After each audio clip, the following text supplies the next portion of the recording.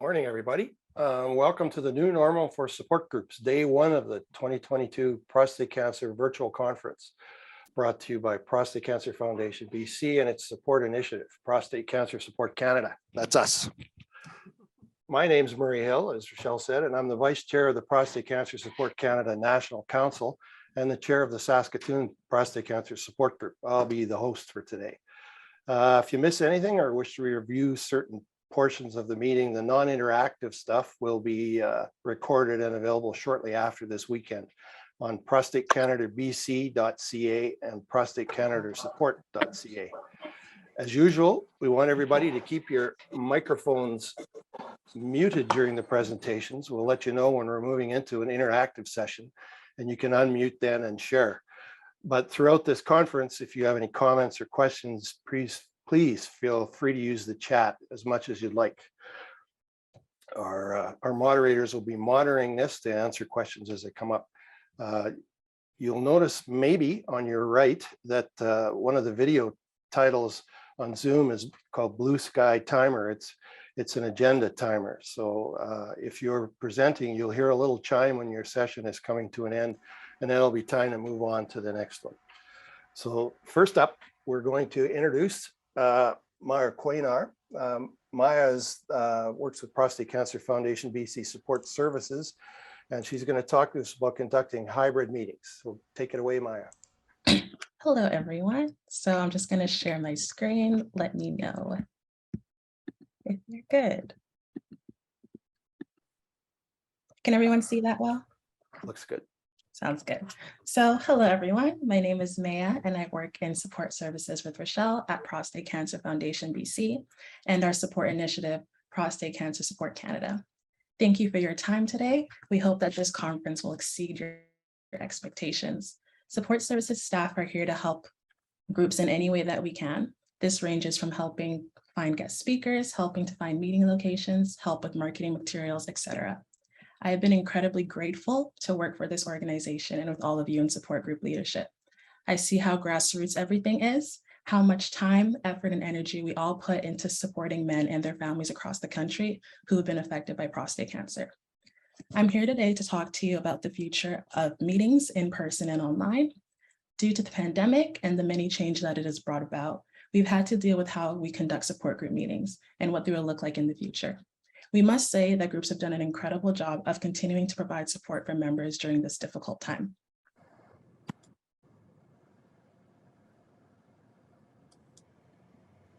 So, in person. Before the pandemic, this was the main mode of conducting group meetings. In-person meetings allow for easier connections, as often people feel it's easier to see people physically. It's easier to have private side conversations as opposed to online meetings, and there's a greater sense of intimacy and empathy. And for this last point, this is extremely important when it comes to making effective connections and making men feel comfortable to share their stories. Next, we have online meetings. Pandemic restrictions forced support groups to either stop conducting meetings entirely or move online. Prostate cancer patients are a higher risk community because they have cancer and also because they tend to be older. Moving online required learning new technology. So leaders, members, and support services staff all had to learn new things, and we are proud of the progress we've made in that respect. Pandemic social restrictions, while necessary to keep people healthy, had negative effects on social relationships and mental health. So we're incredibly glad that meetings were still able to take place online during such a difficult time. There are many pros and cons that have been brought about for online meetings. One pro is it allowed for meetings to cover a larger geographic area. People were able to attend meetings from anywhere in the world, and we were able to record guest speakers, which was always really cool. The cons are what many of the pros are for in-person meetings. So for example, many say that it's easier to make social connections with people in person. We've also heard a lot of differing opinions. Some groups are thriving with members happy to save time, energy, and continue to abide by recommended public health guidelines, while others are struggling to maintain attendance. Every group is different and has different needs, which brings us to our next meeting type and what we believe will be the future of meetings. Hybrid. So hybrid meetings combine online and in-person meetings. Once restrictions were lifted, it became apparent that there were those who preferred meeting online and that there were those who were elated to come back in person. These types of meetings will give attendees the choice to go with the option that best suits their needs. Moving on to hybrid required the use of new technology in order to provide the best experience for those attending in person and online. Preference varied from group to group and member to member, and we support the decisions made by support group leaders on how they wish to proceed with conducting their meetings, now that restrictions have been lifted. Support services staff are more than happy to provide the equipment and training needed for hybrid meetings absolutely free of charge. So here we have a bit of an infographic of what hybrid meetings look like. So on the left, we have those who are attending in person, and then on the right, we have those who are attending online. So we see with the in-person attendees, all the equipment that is needed, and I'll go over that equipment in the next few slides. And then on the right, those who are attending virtually log on to Zoom or whichever streaming platform that you're using, and with their electronic device from a place that suits their needs. So keeping everyone engaged. Another very important note to make sure that no group is neglected. And by group, I mean those who are attending in person and those who are attending online. So it's easier to forget one part of the group when you're doing hybrid meetings. You have to make sure that you're engaging with both audiences, and all activities that are done with one audience should be able to adapt it to the other audience. So some examples of how to include both attendees include alternating between online and in-person attendees during a question and answer period, and ensuring that activities can be conducted both in person and online. For example, if you're doing small group discussions, allow in-person attendees to break into groups in person, and then create breakout groups for those who are attending online. Additionally, the Zoom chat function can be used for those attending online to make comments. Often they may not be able to engage in the small talk that takes place in the meeting room. You may have another member of your support group leadership take care of the chat and read the comments and questions out loud to those who are attending in person. So how we support you, hybrid meeting equipment. Support services staff are more than happy to provide and send equipment free of charge to groups who would like to do hybrid meetings. We will also help and train those who need it, and we have an in-depth guide available. So depending on the meeting size, the setup of the room, there may not be a need for all the equipment that is listed here. Support group leaders, with the help of support services staff, should use their discernment to decide which of the recommended electronic equipment is necessary to run a hybrid meeting. The most important things to consider for a hybrid meeting is making sure that everyone can see and hear one another for both in-person and online attendees. The equipment that is shown on this screen is meant for that. So I'll go over everything really quickly. On the top left, we have a conference speakerphone, and this works as both a microphone for online attendees to hear in-person attendees and as a speaker for in-person attendees to be able to hear those who are attending online. It can be connected via Bluetooth or directly to the computer that you're using. On the bottom left, we have a webcam. So this gives a wide angle view of the in-person attendees so that those attending online have a better view of the room. And this can also be connected to your computer directly using a USB cable. On the top row in the middle, we have a projector. So the projector gives those attending in person a better view of those attending online, and it can be connected in multiple ways. So instead of them looking at a small computer screen, they're able to, see it projected onto a wall or onto a screen. On the bottom in the middle, we have a USB hub. So this, because you have so many connections and your computer probably can't support all of those, this USB hub connects to your computer and allows you to have multiple connections running simultaneously. And then lastly, we provide any necessary cables that you'll need. The best advice that we can offer you guys is that to keep it as simple as possible, smaller groups can easily host hybrid meetings with just a laptop. So all of this equipment is usually just to make sure that groups who are bigger are able to have meetings that can accommodate as many guests as possible. Okay, and last, certainly not least, the main takeaway here is that it's your call. You guys know your groups way better than we do. So you guys know what you're comfortable with, and you know what's best for your group. You know how best to provide support that reaches who it needs to, and that allows for men to open up and ask questions. Prostate cancer support leaders have done an incredible job throughout the pandemic, and we know that it's been hard. It can be hard to see your group membership dwindling. It can be hard when you know you aren't reaching as many people as you know that you can and need support. But still, you've all persevered, and we're very grateful for that. And I know that all the men in your support groups are as well. Whichever option you choose, whether it be in person, online, or hybrid, We're going to be here to help you, and we hope it allows you to make the most impact. So thank you all. That's all from me. Thanks, Maya. Next up is going to be Richelle Green. Richelle's Prostate Cancer Foundation BC Support Services Manager. And Richelle and Meyer are the two people that make this thing work. So thank you to both of them. She's going to talk about support hacks and the resources that Prostate Cancer Support Canada offers to help you support your local community. So take it away, Richelle. All righty. Can everybody see my slides and my face okay? All right. So as Mia was saying, we're very happy to provide any of the support groups under the Prostate Cancer Support Canada umbrella with free training and equipment to conduct hybrid meetings.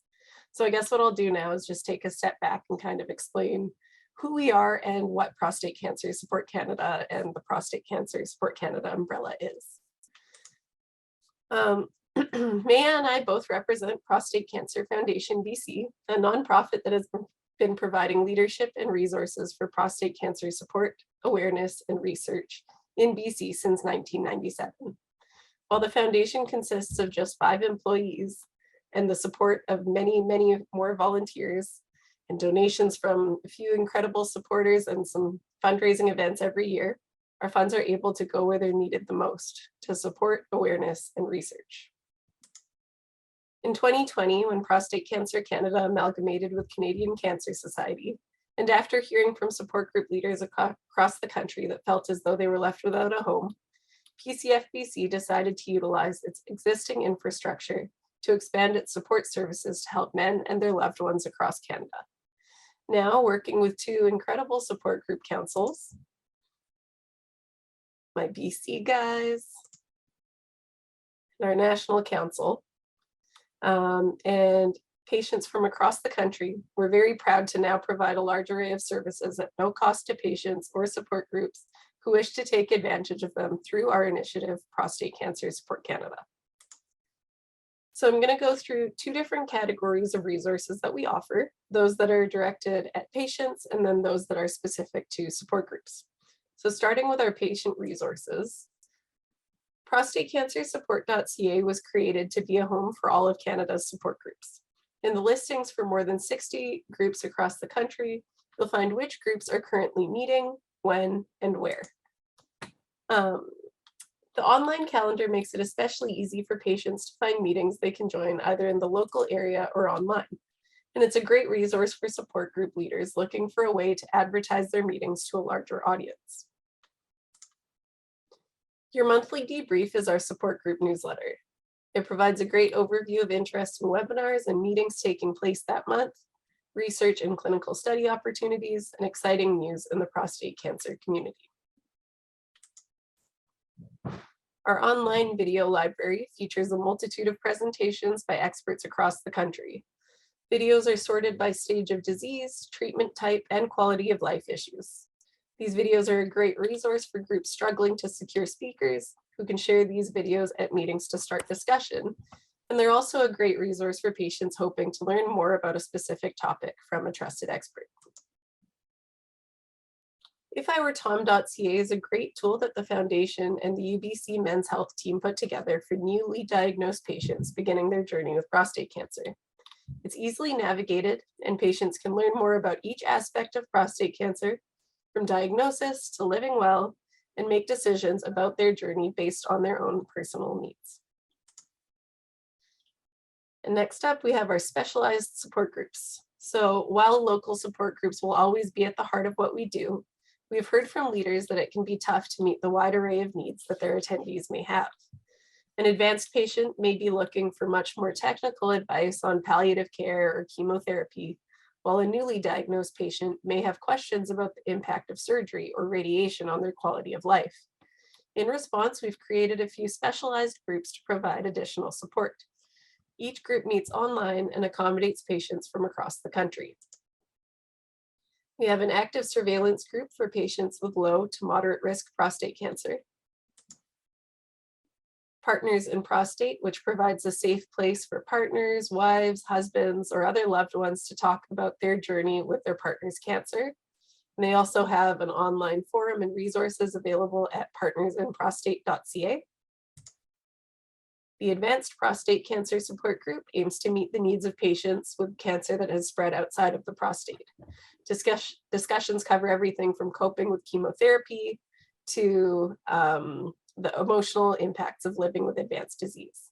They also have a website, advancedprostatecancer.ca, that has a 24/7 forum where you can ask questions and access resources. And Coast to Coast is our general prostate cancer support group that features different expert speakers and topics each month, followed by a discussion and traditional support group meeting. Last but not least, we have Butts in Motion, our fitness and support initiative.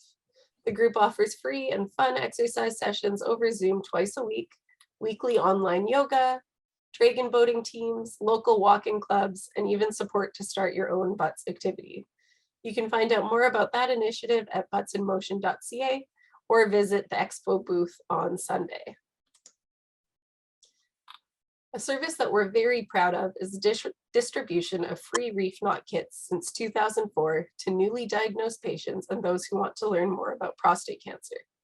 Each kit is sent completely free of charge directly to patients or to support groups and urologist offices who wish to carry them and pass them out to patients.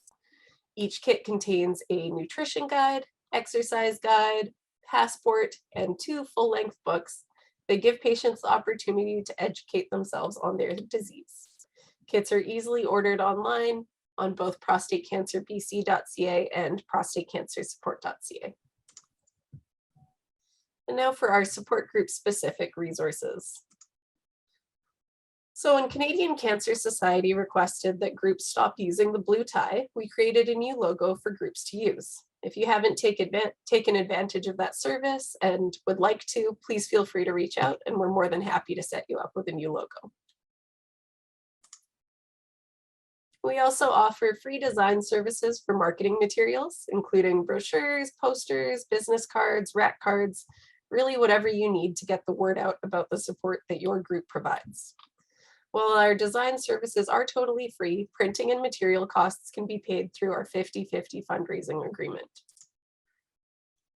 So while we don't require any of our groups to fundraise with us in order to take advantage of our services, our 50-50 fundraising agreement with support groups allows groups to participate in several of our signature fundraising events as teams or individuals, then have 50% of the funds that they raise donated back to their support group for approved support group related expenses.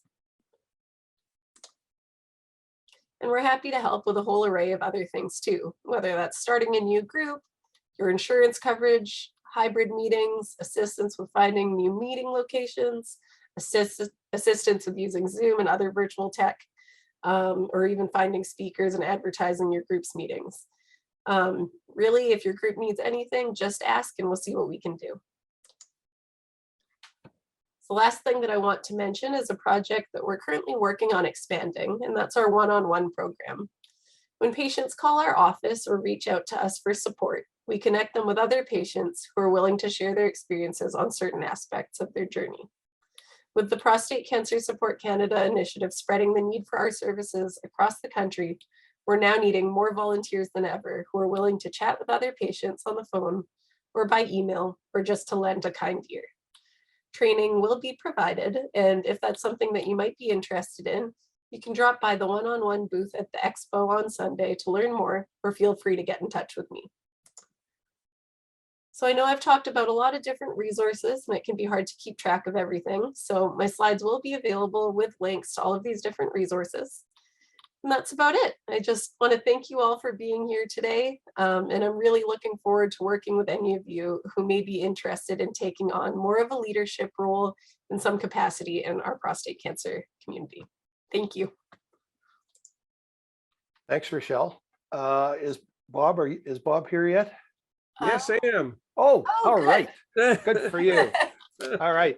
So now I'd like to introduce you to Bob Allan. Bob is the chair of Prostate Cancer Support Canada, and he wants to talk about, what are you going to talk about, Bob? I forget, I'm sorry. I'm going to talk about volunteerism. Perfect. Take it away, Bob. Thank you.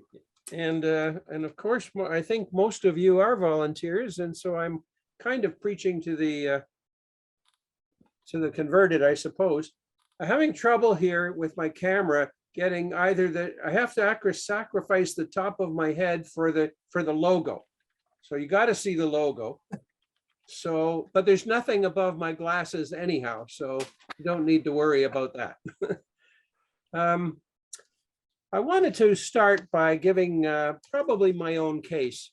I was first diagnosed about 20 years ago, and I wanted to take care of myself. And so I reached out to all the support groups in my area. I'm in Burlington, near Toronto, and there was no Burlington support group then. And I reached out to local support groups that existed at the time, mainly in Toronto, Brampton, St. Catharines, and Waterloo.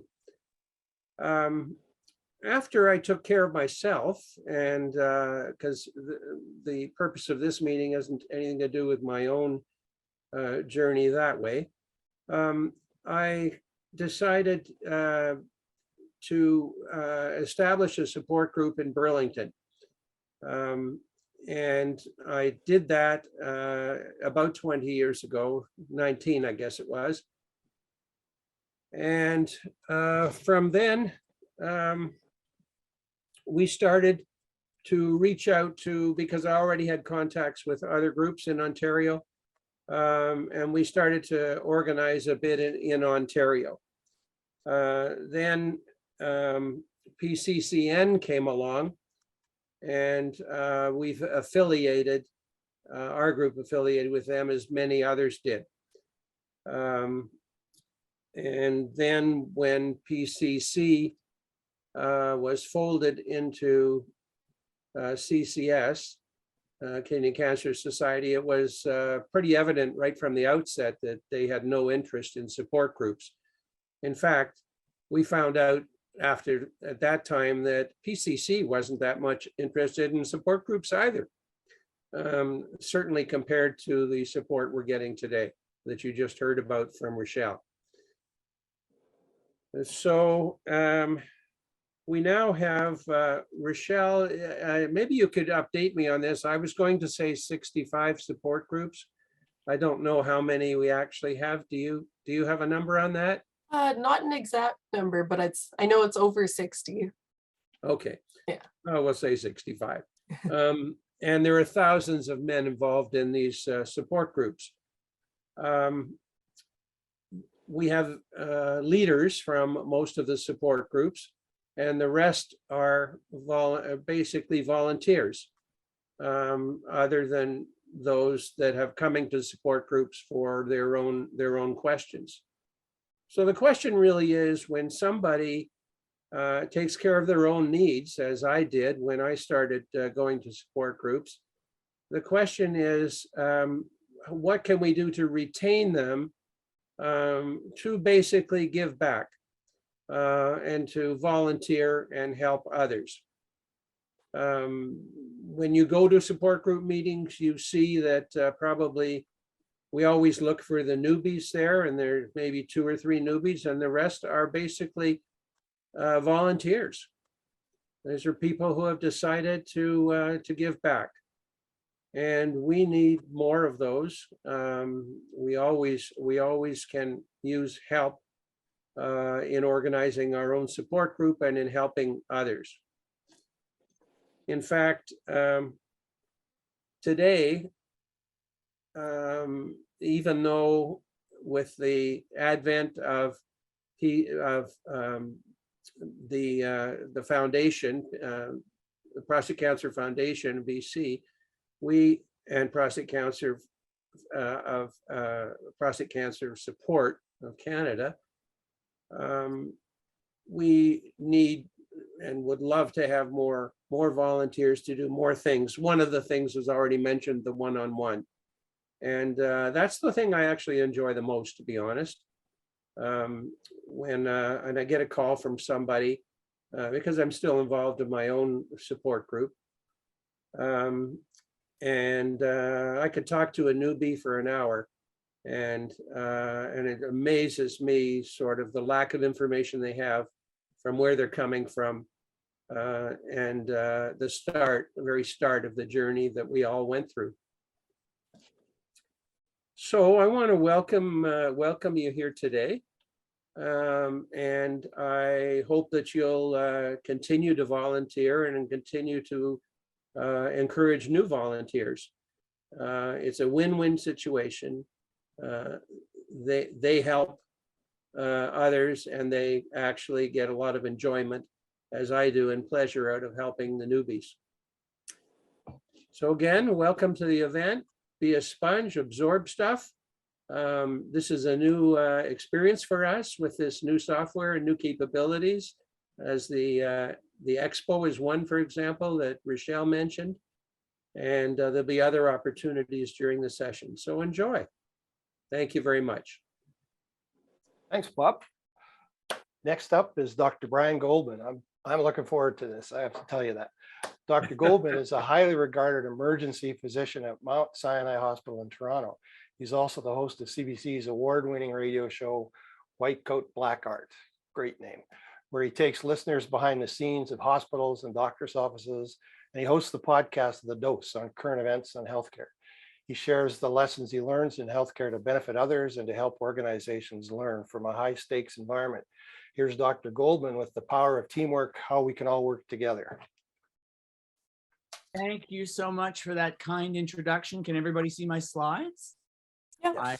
I will switch to the slideshow view, and here we go.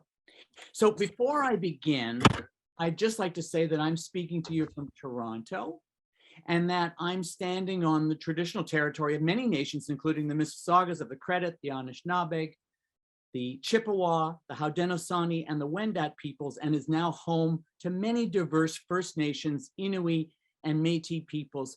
And I give that acknowledgement with a full heart. And I have many reasons for wanting to do it, but one of the reasons that I want to do it today is to remind myself that I'm telling the stories of people who sometimes don't have an opportunity to tell those stories for themselves. And you'll see in a moment just how pertinent that can be. Of course, we're here to talk about prostate cancer, and we know that prostate cancer is the #1 leading cause of cancer in men, and it's the 3rd leading cause of death in men. We know that it's important to start thinking about prostate cancer from the age of 50 onwards, to nudge your family doctor to get PSA testing and to heed the results of that PSA testing. The other thing that I want to be able to say, and you've already heard why, is that you're not alone.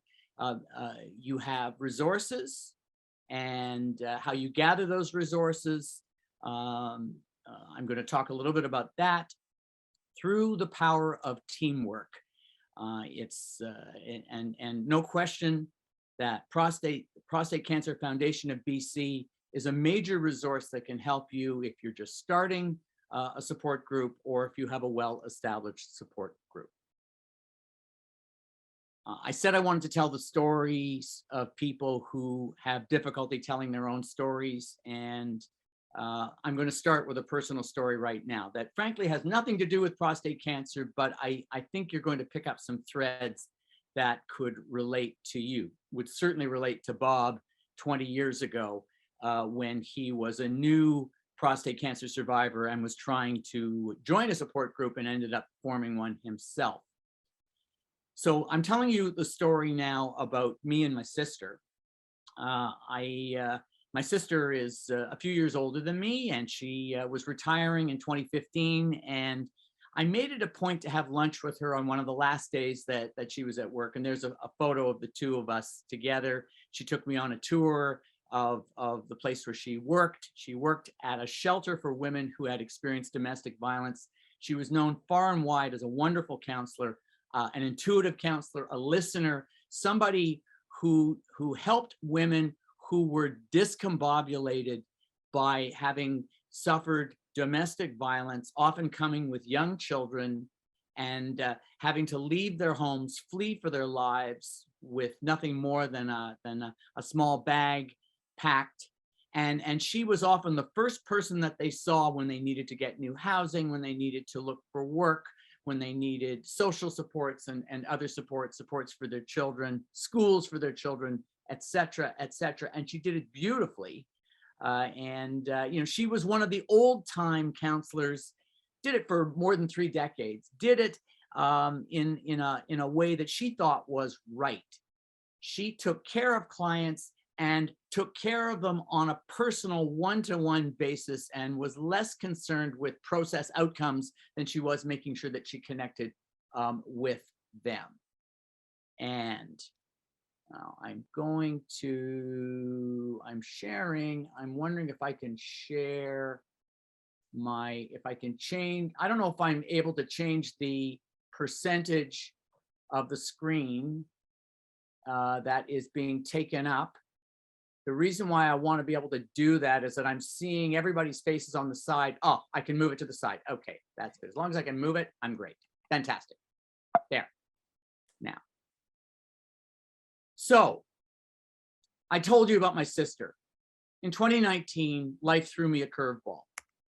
My sister was diagnosed with young onset dementia, and that by definition is an onset before the age of 65. She's currently 69.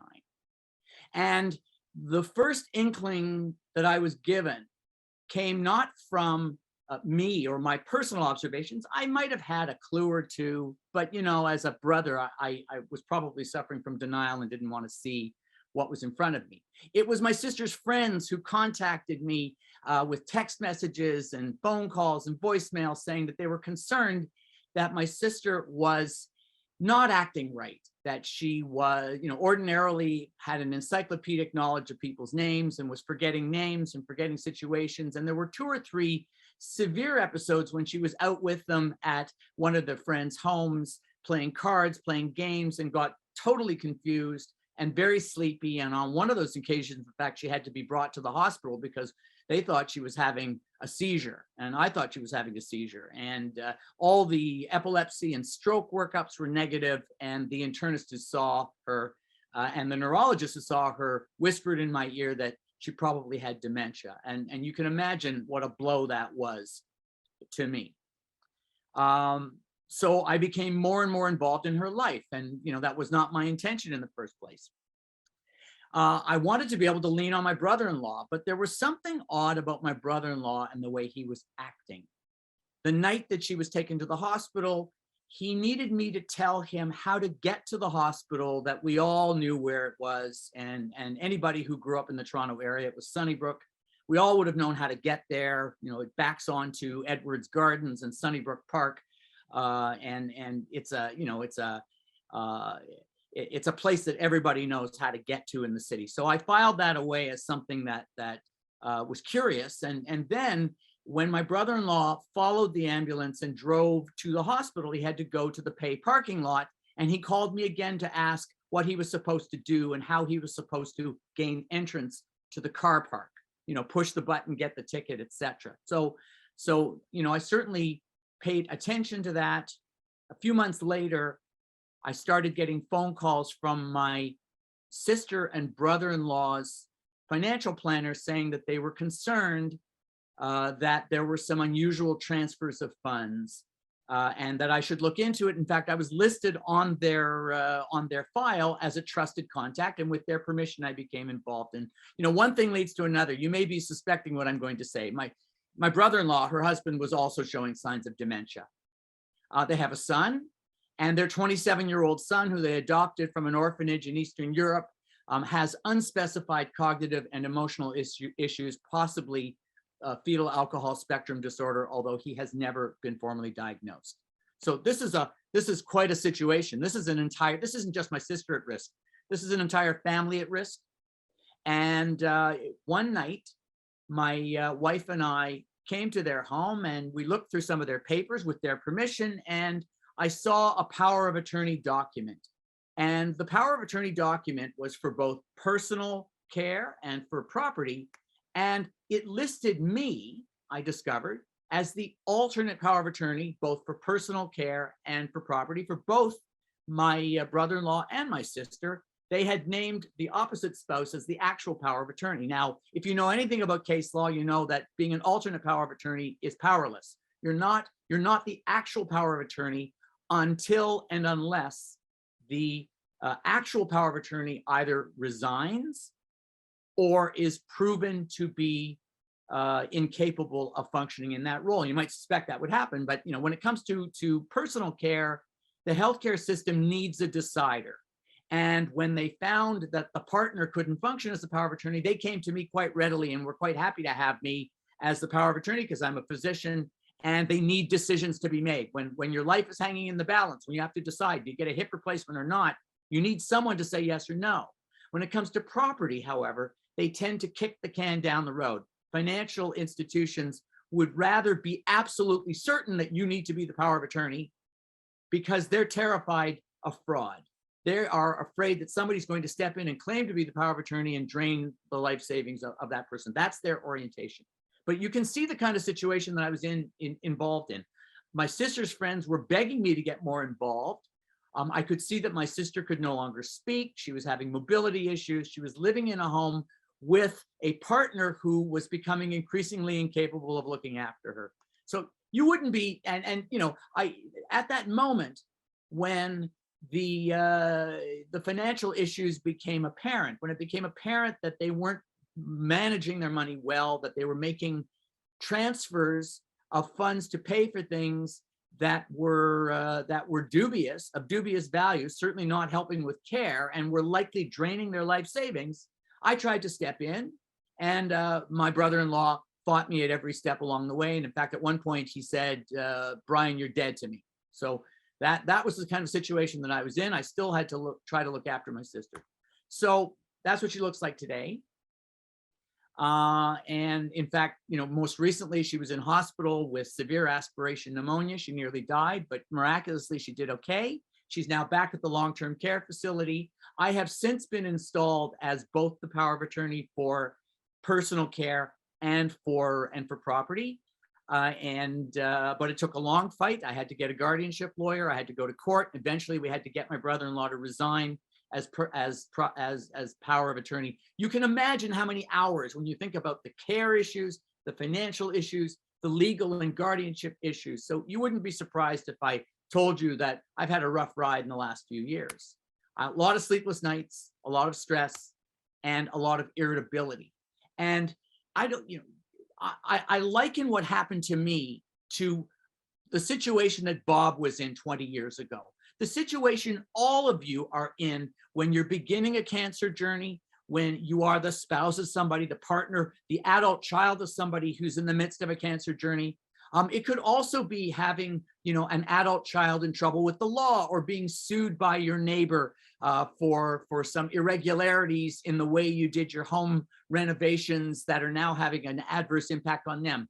It's a major issue. You can't just wave a magic wand and make it go away. You have to handle it. You don't know how to handle it, just as Bob didn't know the first thing about setting up a support group 20 years ago.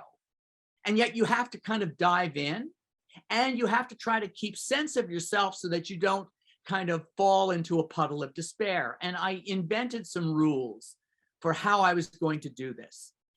First rule, figure out what you hate doing and find someone else to do it. And, if you're setting up a prostate cancer support group, maybe you aren't the visionary.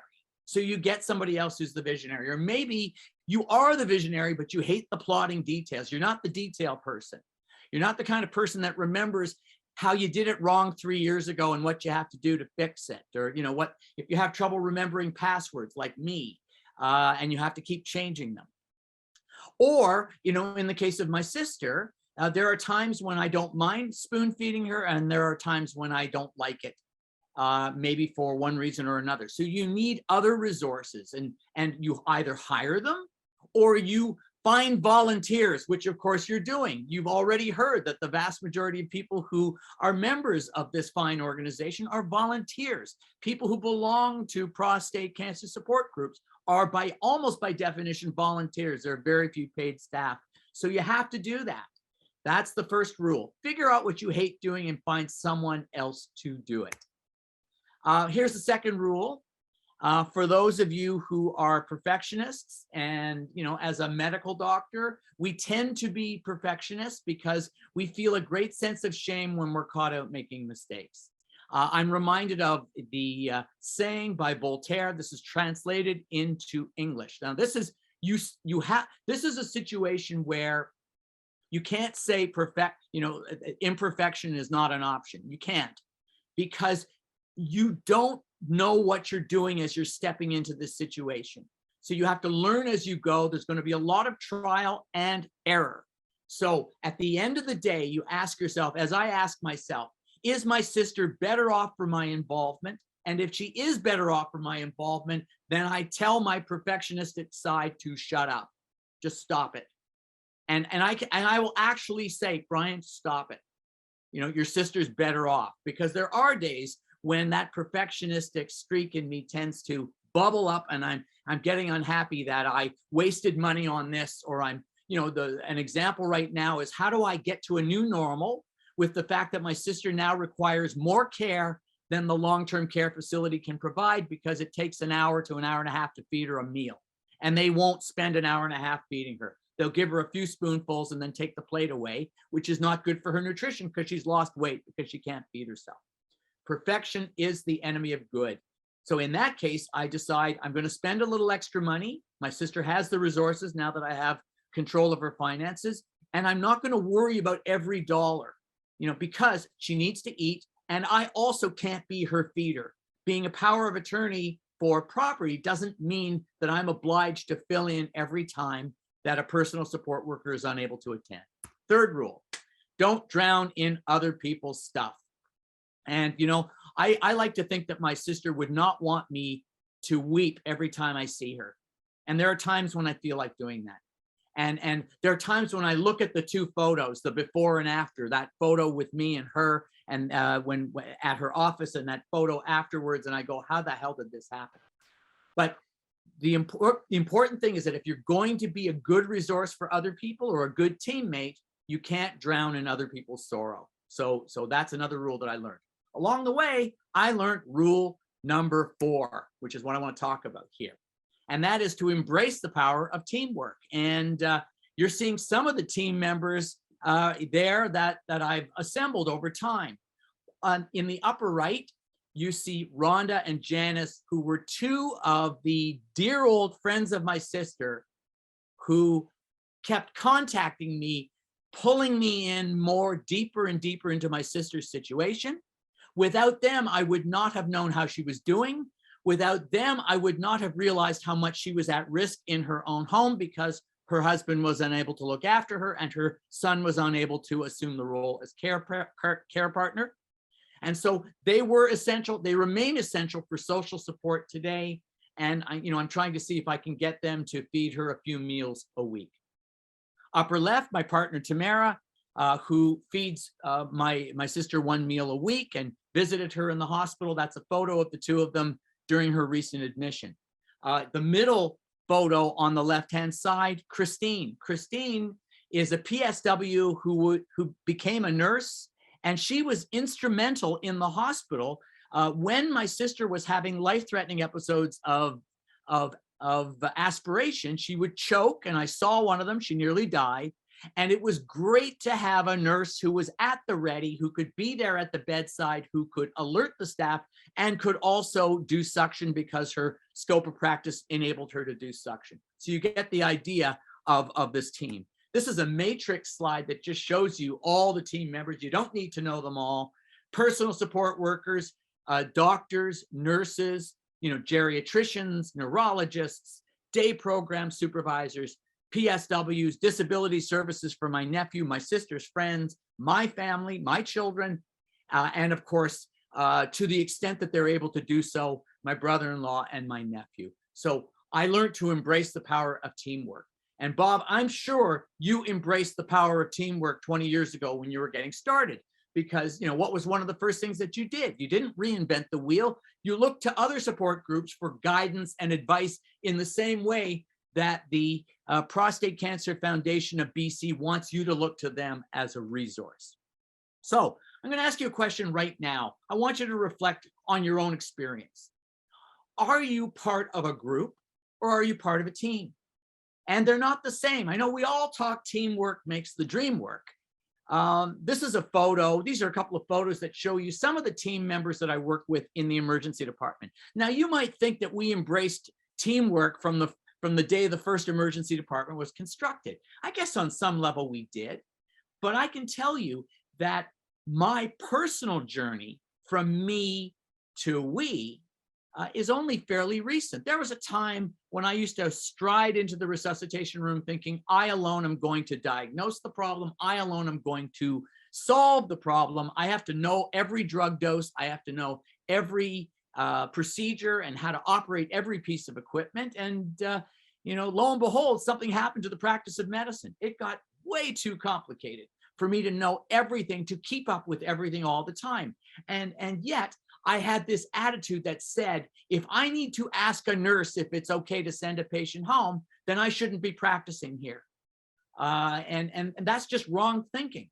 And I'll show you why in just a moment. But I can tell you that today, when I work in the emergency department, I do my best as an emerg physician when I work alongside a medical student, a resident, a charge nurse, a team leader, an area nurse, a social worker, registered dietitian, occupational therapist, physiotherapist, etc., etc. And we all give our views on how to manage the patient. When we do that, you get something called team cognition, and team cognition, in fact, is superior to anybody's individual point of view, anybody's particular vision on how to solve a problem, how to work a problem, how to envision the development of a support group. And so you are part of a team if, here are some of the criteria. You are part of a team if team cohesion matters more than status, if team goals are more important than individual goals. That doesn't mean individual goals aren't important. For instance, I want to shine, I want to look good, I want to get good recommendations. I want Rate My Doctor to rate me highly. I want my patients to feel that I've heard them. I've got a lot of personal goals, but I'm also aware of team goals. You're part of a team if complaints, if observations that are sharp, that maybe nudge or tweak the status quo are welcomed and addressed. That new procedure that we have, that we've set up, for instance, going from Zoom to Microsoft Teams or from Microsoft Teams to Zoom, I've detected an issue with that I want to discuss with the team. Your complaints are welcomed and addressed. And if they aren't, you probably aren't. Your group is probably more a group than a team. Third, you feel safe making suggestions. You don't feel that you're going to be ostracized if you make those suggestions, singled out, criticized, maybe insulted. And I'll describe a situation when something like that occurs in a couple of minutes. You are part of a team if your suggestions are dealt with, either aired by the team, and if there's something to them, actioned. And then finally, you are part of a team if everybody volunteers to pitch in. If you are being overloaded with responsibilities, maybe you're planning a specific event, do other people step in to assist you because the team matters? And if any one member of the team is having trouble because they're overloaded with responsibilities, then the responsibilities have to be balanced out. And do you feel comfortable accepting help from other people?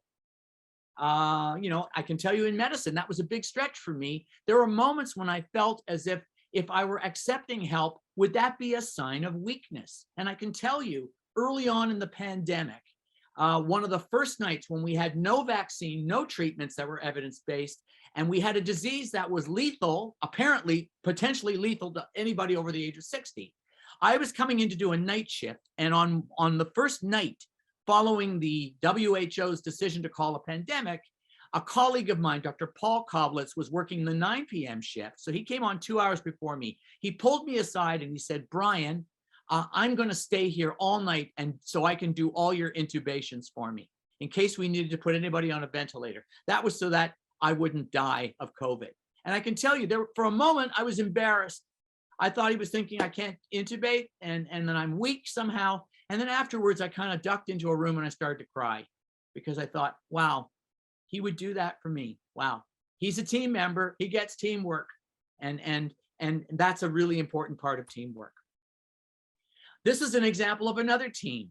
This is a medical team in Renfrew County, which is 7,500 square kilometers of some of the most austere and beautiful land in northeastern Ontario. It encompasses the Ottawa Valley. It encompasses Algonquin Park and all of Atomic Energy of Canada Limited plants, Chalk River, Deep River.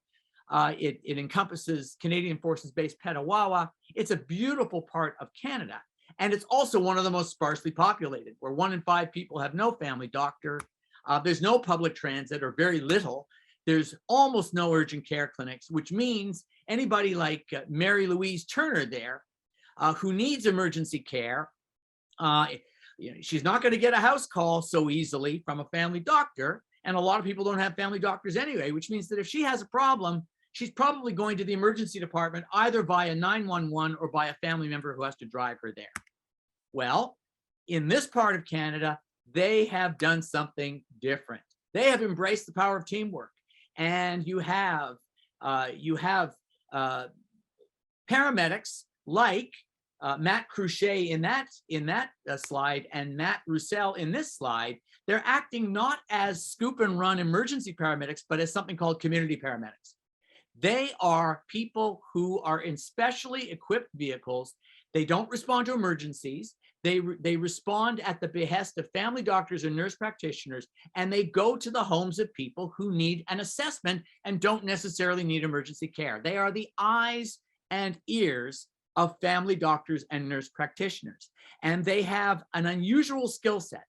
They can treat people with IVs, they can do blood work, they can do point of care ultrasound, they can do x-rays, they can do other kinds of testing, EKGs, put people on monitors, do vital signs, and they communicate with a team. And that's the key. This isn't just a splashy initiative for community paramedics. What makes this community paramedical program work is that it embraces the power of teamwork. So you have community paramedics working with nurses, nurse practitioners, family doctors, PT, OT, RD, social work, etc., and pharmacists to provide care. And this was an initiative that's been going on for about 5 or 6 years, but it took off at the beginning of the pandemic when they created something called the Virtual Triage Assessment Center, which was a 1-800 number, a toll-free number that anybody in Renfrew could call, and they would be put in touch with a doctor, a nurse practitioner. They'd be attached to a practice, and they could be seen by a community paramedic if and when necessary. Paramedics have now expanded their toolkit to include palliative care. This is a real palliative care patient in a palliative care situation. They're moving into long-term care. The next thing they're going to do is to help provide nursing home type care in the homes of people who need it, so that they don't have to be transferred to a long-term care facility, or they can be managed as if they were in a long-term care facility while they're waiting for placement in a nursing home. It's an amazing initiative, and there are others that are going to come down the hopper as well. I want to talk to you about some of the stressors that have promoted the power of teamwork. You've probably heard a lot about emergency department closures right across the country, including BC and Ontario, Manitoba, Saskatchewan, and Atlantic Canada. And we are suffering from incredible stress right now, high volume, sick patients. There is a huge attrition rate among nurses who are fed up with low pay and lack of recognition.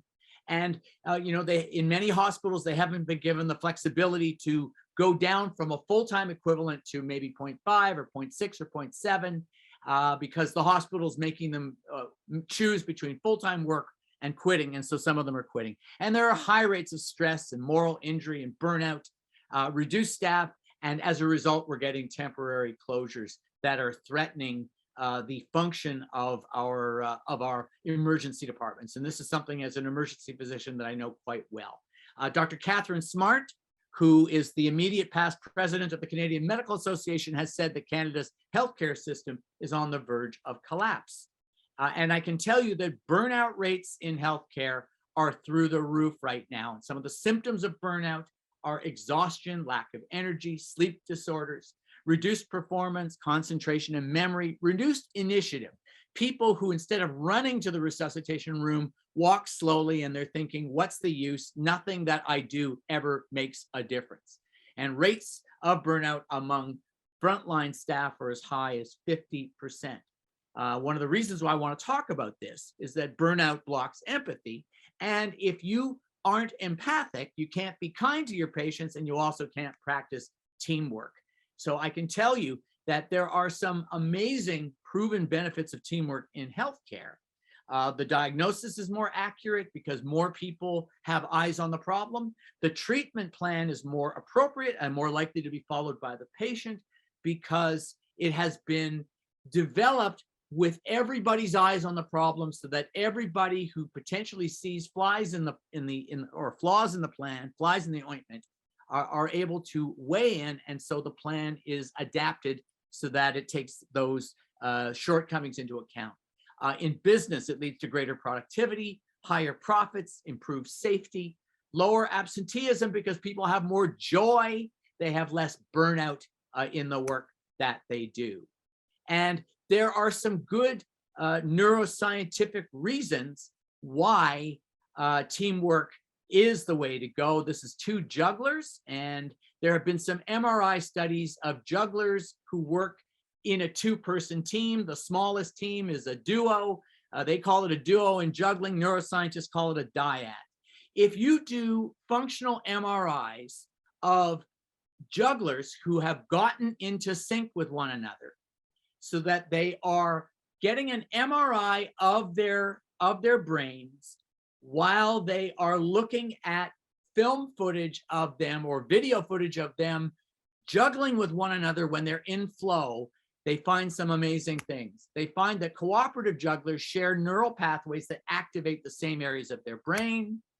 At the same time, complementary or different neural pathways that complement each other are also activated. But very, very important when it comes to jugglers, the initial coordination cost, the cost of getting into sync with one another, has to be paid. Otherwise, they don't get into that wonderful state of flow when they're forgetting that they're juggling as two people. They feel like they're one person. And I know that, you know, in the emergency department, when we do an amazing resuscitation, it's quiet, it's calm, and people are getting into the flow with one another. Now, to achieve that, though, you have to pay the coordination cost. And that means you have to get to know one another. Two jugglers have to adjust. Maybe there's a more adept juggler and a novice. And so maybe the novice doesn't return the pins as readily or as accurately. And so the more experienced juggler moves position so that they can make the load a little bit easier for the novice juggler. This is called the coordination cost. And I can tell you that when it comes to the emergency department, we have a regular turnover of nurses and staff. And I have heard people say once in a while, it's not worth training the new people if they're going to leave in a month. So that might be one of the factors. A high turnover rate might be one of the reasons why people don't want to pay the coordination cost to get into sync with one another. But you must get into sync if you're going to achieve that state of flow where you're actually experiencing the joy of working with one another. As I said, everybody talks teamwork. Teamwork makes the dream work. We all know the slogans. I did a Google poll when my book, The Power of Teamwork, was published, and I did some surveys. And one of them found this, a very telling statistic. 56% of 1,000 respondents or more said that the company where they work talks a lot about teamwork, but doesn't follow through with meaningful actions. And I hear a lot of people say that. So what are some of the issues that get in the way of teamwork when it comes to medicine? Well, in healthcare, I've already told you the I alone attitude, the fear that needing help is a sign of weakness. There may be a bit of narcissism, people thinking it's my job, I'm supposed to show everybody that I know everything. Or it may be people who don't want to pay the coordination cost because they have a high turnover rate. In the school system, you know, I've done a lot of speeches for boards of education, and they say that the erosion of trust from vaccine and mask mandates has made people not trust the school system. Also, there are a lot of schools that have not upgraded ventilation and air filtration systems. And so they, teachers going back to those schools rightfully fear that the school board doesn't have their back. Support groups, maybe you've got one or two people that you rely on, one or two stalwarts, and you're not sure that everybody else is as engaged as they are. So you keep going back to the well with the same people, and that becomes a bit of a self-fulfilling prophecy. What about working from home? Most of us worked from home unless you had an essential service, provided an essential service. And how much have our social skills been degraded while we worked from home? Do we have lack of familiarity with one another? To make a team function well, you have to know everybody's attributes, what they do well, what they need help on, so that you can rearrange the pieces so that you make people shine, so that you make the team function better, because you put people into roles where they're more likely to succeed instead of fail. Because why do you do that? So they feel better, so that the team does better. And if you don't know the members of the team, you may not be able to do that.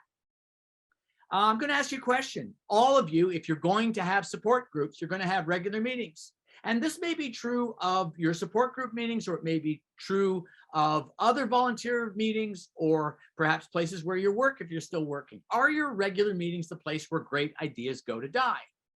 And, I can tell you, in my emergency department, our departmental meetings were often the place where great ideas went to die, because there was a kind of a rigid command and control structure. There's a whole bunch of reasons why people, why leaders might want to grip tightly onto the agenda. They're afraid the meeting will spiral out of control, that it will become just a rant where people are going to be complaining.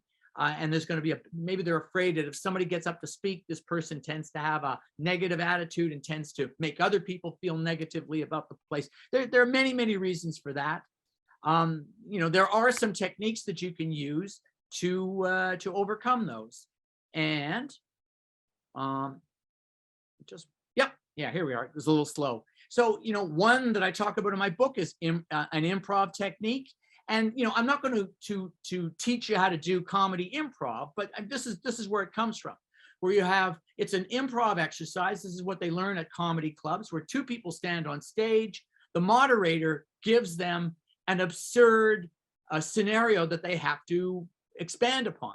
So it might be, for instance, the two of you are working, you're the maintenance employees on the first, on the toilet on the first international station on Mars. And once again, the toilet is not working. Go. And, or something as absurd as that. In the exercise, the first person riffs off of that scenario. The second person listens very, very carefully. And as soon as the first person finishes, the second person says yes, which means they agree with everything. They at least accept everything that the first person said. And then they say and they build upon it. And meanwhile, they build upon it. The first person's listening to everything the second person is saying. And as soon as the second person finishes, the first person says yes, and they go back and forth and back and forth. And they try that exercise. And the idea is twofold. First of all, you don't have to agree with everything the first person is saying, but you accept it. That's the first thing. It's a sign of respect. The second thing is you're listening to what they've said. I don't know about you, but there have been times in my life when I have, instead of listening to people talking at a meeting, I just sit patiently, quietly, with great discipline, waiting for the first moment when somebody stops speaking long enough for me to jump in. I'm not listening to a word that they're saying, and I'm just going to jump in with the thing I've been dying to say for the last 15 years. And that's not listening. That's my point in saying that. So this is a technique that you can try. You can also try yes, but, which means that if you play yes, but, you're going to accept what the first person says, but then come in with, we tried that last year and it didn't work. Or, the literature says that idea won't work, or something like that. And then the third thing that they try in this exercise is no. That's a conversation stopper right away. So try yes, and you might find it works better. Here's another way of getting people into sync. And I'll show you what they do. you don't necessarily have to take people to an art gallery to do this. So the first thing that you do, so that the woman that you're seeing there standing up facing the group is Alexa Miller. She's an artist and she is a museum docent, which means that she takes people to museums to try to enhance their appreciation of art. In this case, she took a group of students who were first-year medical students to Harvard, and she took them to the nearby Museum of Fine Art, which is just steps from Harvard Yard, and she plunked them in front of a sculpture and asked them 3 questions. First question, what's going on in this picture? And these students know nothing about art. In fact, they're terrified of answering because all medical students are afraid of getting the wrong answer. There is no wrong answer. So the first person says, do we have, those are the 3 questions. I don't have them here. Okay, so first question, what's going on in this picture? It's a sculpture of 2 people in relation to one another. And the first person says, I think they're wrestling with one another. And she asks the second question, what do you see that makes you say that? That's the critical thinking bit. And then the third thing is, what more can we find? So she invites the rest of the group to give their view. And another person says, nah, I don't think they're wrestling. I think they're embracing one another. Oh, what do you see that makes you say that? What more can we find? And by doing that, slowly but surely, she's getting everybody in the room to feel safe to say what they see. And it's fascinating, at first everybody agrees that they're wrestling, and then everybody agrees that they're embracing one another, and then they go back and forth and back and forth. But the idea is that eventually they come to a much richer understanding of what they see, and they now appreciate everybody's opinion of what they see. You can take that approach and take it right to the bedside. You can use that approach, for instance, when you're in front of a patient. What do you see? What do you say that makes you say that? I see this patient in respiratory distress. What makes you say that? He's using his accessory muscles, or he's flaring his nostrils. He's breathing fast. He's got beads of sweat. And you can do it, of course, with permission of the patient. So you can do it at the bedside. You can also do it at a virtual meeting. And yes, it might be a bit more difficult on Zoom, but it's not impossible. The payoff of using this strategy, which is VTS, which stands for Visual Thinking Strategies, is that critical thinking is encouraged. It reduces premature closure and other cognitive errors. It encourages something called team cognition or team diagnosis, which it turns out is more accurate, better for the patient, and you make fewer mistakes if you trust the team instead of any one person trying to figure it all out by themselves. And also, very important, creates a safe space for everyone to say what they see, which is very important for that fledgling prostate cancer support group. If you're starting out and you want to start a new initiative, you want everybody to opine as to whether this initiative, this bake sale, or this run, this fun run, or whatever you want to do is going to work, or this new campaign, this merchandising campaign, marketing campaign, etc. You can also play games. And in the Power of Teamwork, I talk about a game called Friday Night at the ER. The point of this game is that in siloed hospitals where each department is trying to hoard resources and prevent themselves from being kind of either taken over or taken advantage of, so they say, by other departments, this game actually teaches you that the more you try to hoard your own resources, the more you do things like close off your department to new patients so that we can have a pause, so that we can catch our breath, the more you harm the other 3 departments. So it's a 4-sided game where each manager plays the manager of either the emergency department, the step-down unit, the operating room, or the ICU. And what they learn in this game, which is framed as 24 hours in the life of the hospital, that what happens is that the more you cooperate with the other departments, the better the hospital runs. This game, which was developed for hospital personnel, is now being used by Fortune 500 companies, including the Disney Corporation, the CIA, and many groups in Canada. So you can play games. That's another way that you can, these are board games that can get you up to speed and on the same team. I want to talk about an incredible team leader, because leadership is really important when it comes to teamwork. Trevor Jane, that's Dr. Trevor Jane today. He oversaw the largest makeshift mortuary in recent history. He's a trauma and emergency physician in Prince Edward Island. He was awarded the Meritorious Service Medal, and he gets teamwork better than anybody I've ever met. And I want to tell you why. Back in 1999, Swissair 111, a terrible disaster in which 229 passengers and crew perished off of Peggy's Cove when their plane, which was bound, their Swissair flight that was bound for Geneva, crashed. What started as a rescue operation very quickly became a recovery operation. And it turns out that Trevor Jane was a member of the Canadian Armed Forces Reserve. He had been a commissioned officer, and he was in his 4th year of medical school. He had just started at Dalhousie, and he was contacted at about 3:45 in the morning. In fact, a knock on the door, an RCMP officer ordered him. He was being mobilized and ordered to Canadian Forces Base Shearwater, which was the closest forces base off of Peggy's Cove. And he walked into Hangar B, where he found chaos. Nobody knew what they were doing. He was a 28-year-old medical student who also had officer training. He was brought out of bed because he had pathology experience. He had volunteered with a pathologist at a hospital in the Annapolis Valley, then became an employee, a pathology assistant, so that he could earn some money to help pay his tuition. And he was the guy who knew how to set up a pathology suite, what you needed, a table, a drainage system, a source of water. And he got up on a pile of boxes and sketched out in that forces base 1 pathology suite and eventually 12 pathology suites. And he was instrumental in hiring staff and mobilizing them. And he was instrumental in the success of that group.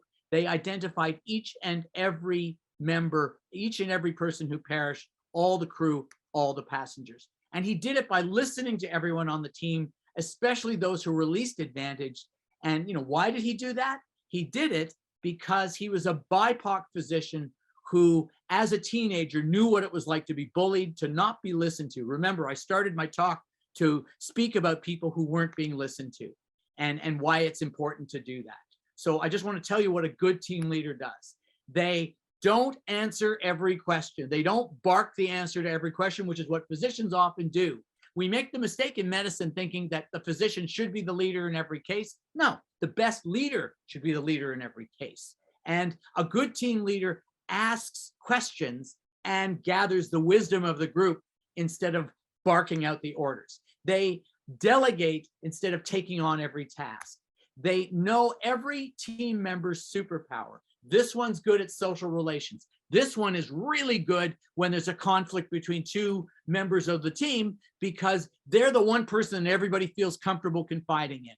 Or they're the visionary, or they're the person who knows every rule, every procedural rule, knows how to get things done, et cetera, et cetera. Or they're the expert on prostate cancer, or they're the expert on this particular treatment or this particular herbal remedy or whatever.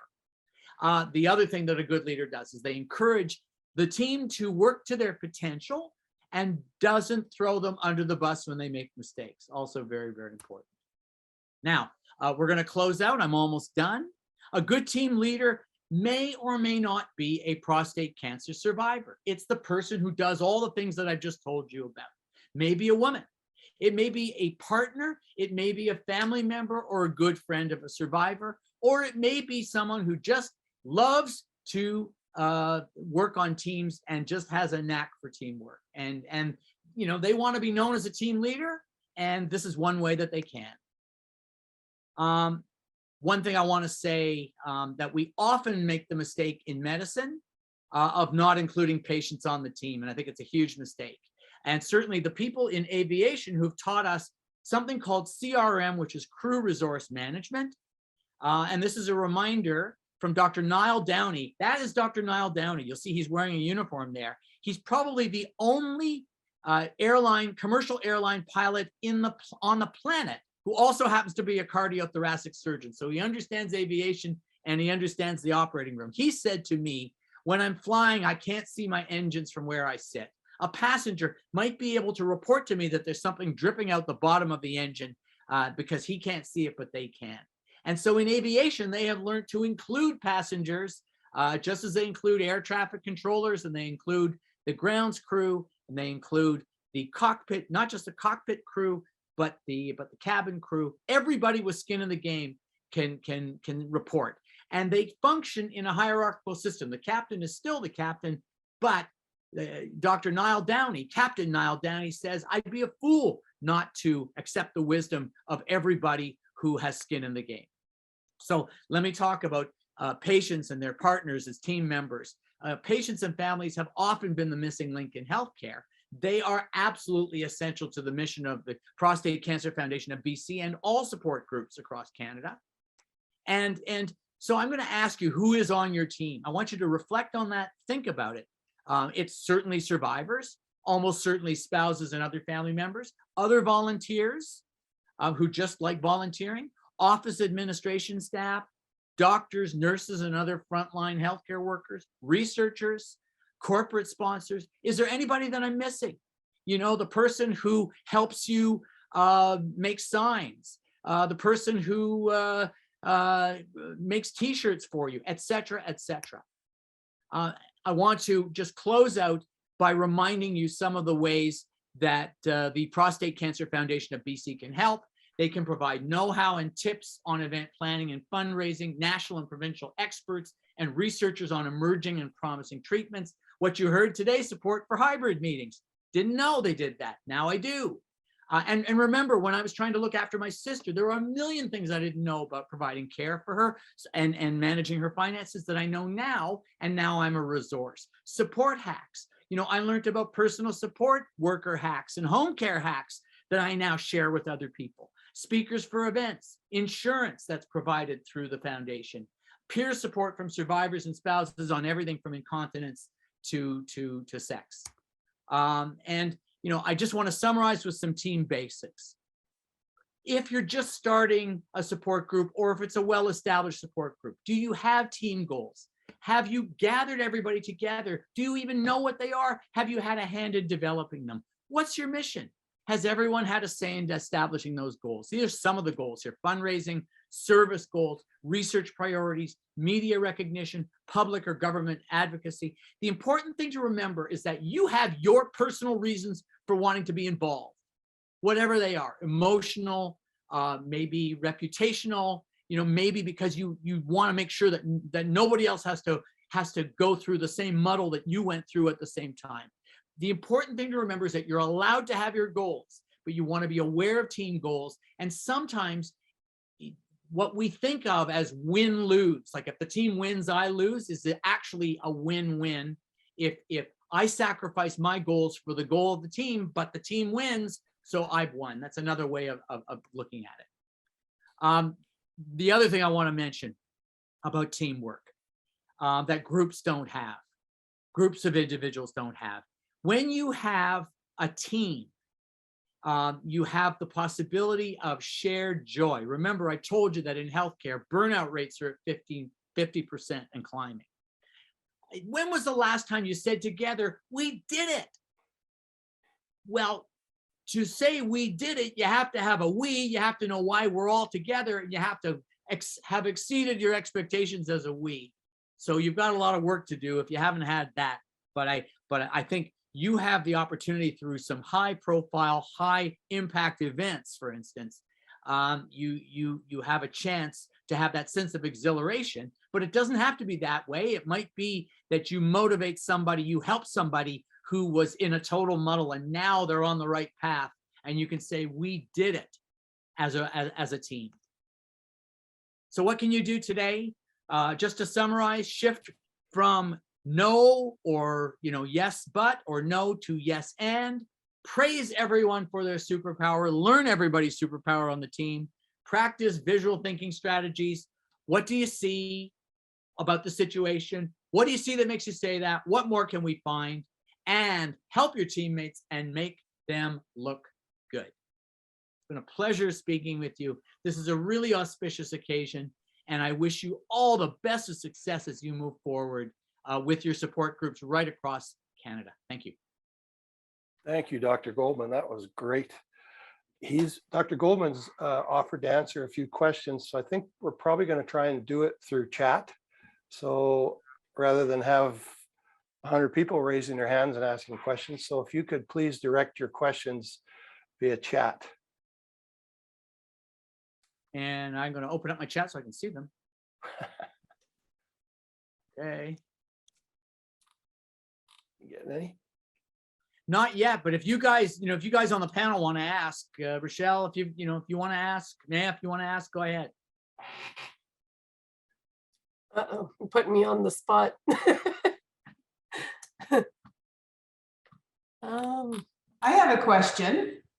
How do you, if you are in a situation as a support group where you've only had one leader for a long, long time, how do you switch gears and sort of get this teamwork thing started? Well, let me ask a question back. Who else is on the team? So I think you want to start taking stock of who else you have. So that's something that's a really important thing to do. And I get asked a lot, what do I do if I've got a team member who's kind of command and control? You can be, I think that for every good leader, there are followers. And the first thing that I would say is commit yourself to being a good follower. Pull the team member, the team leader aside and say, how can I help you? How can I make you look good? How can I, and do it in a supportive way? Certainly, the other thing that you can do is, you can't brush aside another leader, but what you can do is you can practice the power of teamwork. You can offer to be that person who talks about team goals. Why are we all here? Practice visual thinking strategies. Here's what else I see. Even if you're not prompted, what more can we find? Here's what else I see.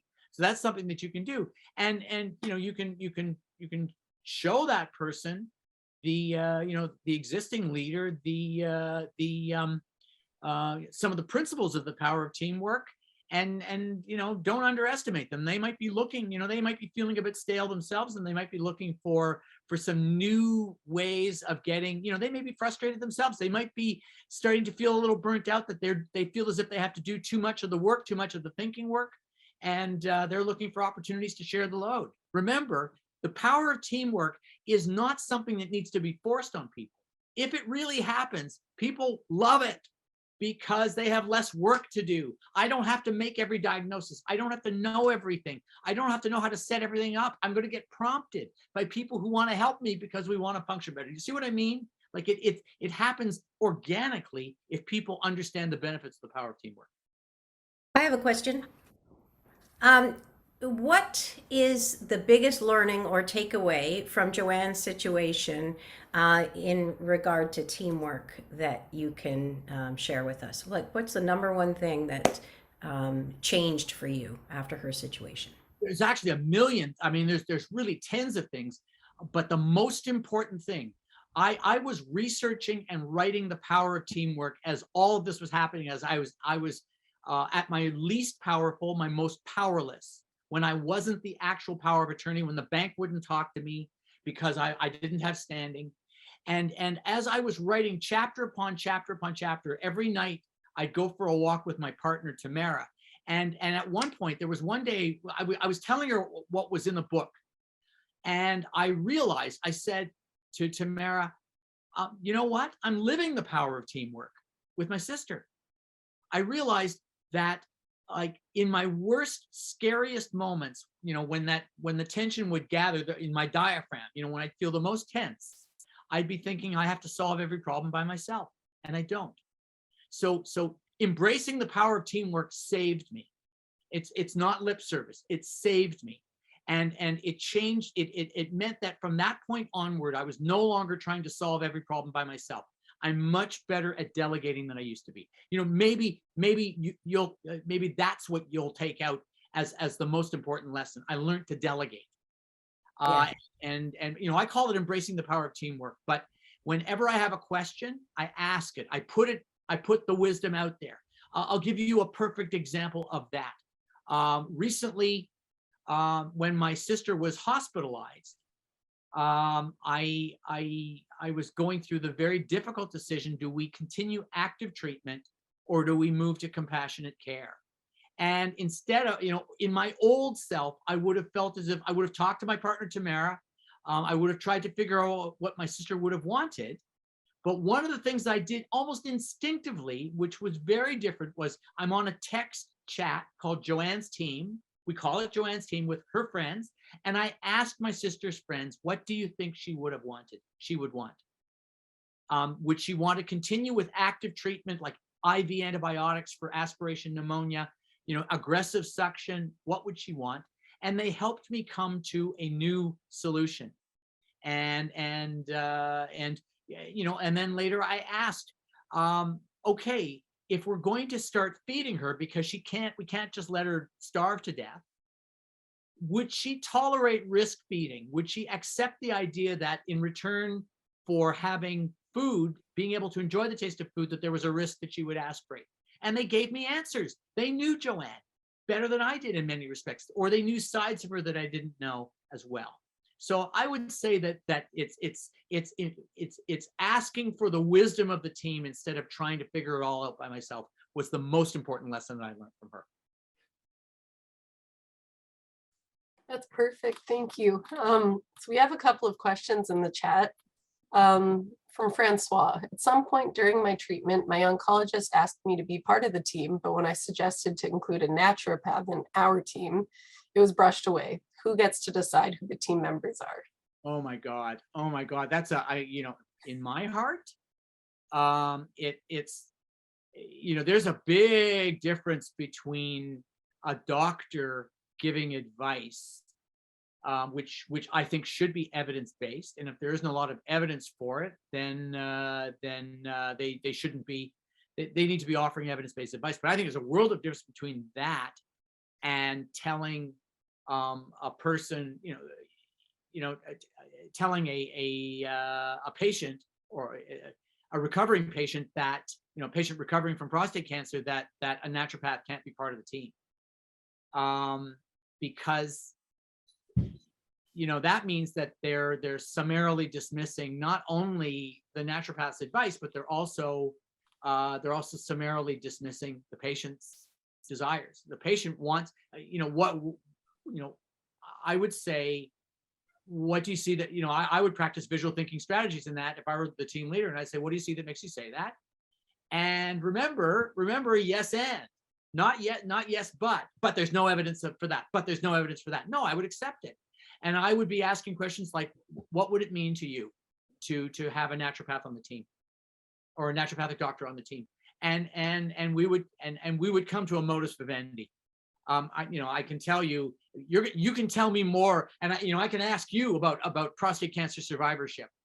Do the principles of survivorship involve dismissing alternative treatments, complementary alternative medicine? And the answer is no, it isn't. As long as it's not harmful, as long as it's not actively harmful to the patient, or drains them of their life savings, then I would certainly have no problems with it. But you don't summarily dismiss people on the team.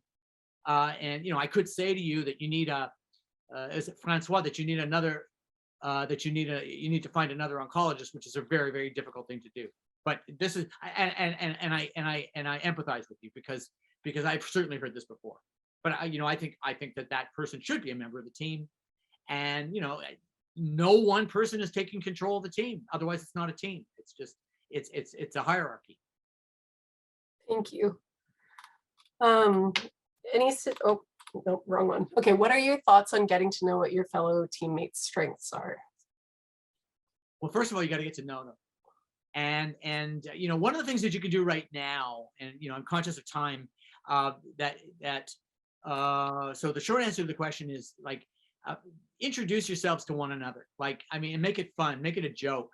Go in one day and have those sticky label name badges. Hi, my name is, and reintroduce yourselves to one another. And then the second thing, if you're an established group, have each member of the team name the superpower of somebody else on the team, not themselves, because that's self-promotion. When you name because everybody knows what everybody does well on the team, if they think about it in those terms. And when it comes from another member of the team instead of yourself, it often has more power over the rest of the group. So I would do that. But certainly, the only way you're going to get to know that is by getting to know the members of the team. You want to know, their frustrations. You want to know what gives them joy. There's a good chance that what gives them joy and pleasure in life is probably something that's attached to what they do really, really well. Those are just some suggestions. Thank you. So we're actually at time right now, but we do have 2 more questions. Do you want to go into the break with? Absolutely. Okay. Thank you. So any suggestions on how you would motivate members of the group to buy into the teamwork? Yeah, I would make the value proposition with them that I had on a slide back there. By the way, you have my slide deck. You're certainly welcome to share it. So I'd be saying, what if I told you that there's a way that nobody here is going to feel as if they are overwhelmed, that you're going to benefit from group wisdom, that you'll have a group sense of exhilaration, that if you've found that the work is too hard to do because you end up doing it all by yourself, you will never have to do it all by yourself ever again. Would you like teamwork? Would you like to know how to do that? There you go. There you go. So that's that one. Let's hear the last question. All right. And then could you speak to teamwork when offering advice at a support group meeting, given that attendees for the most part don't regularly work together? Offering advice. What kind of advice? Not medical advice. That's our #1 rule. Okay. And can you just give me a scenario in which that would be a challenge? Winston, could you speak to that? Feel free to unmute.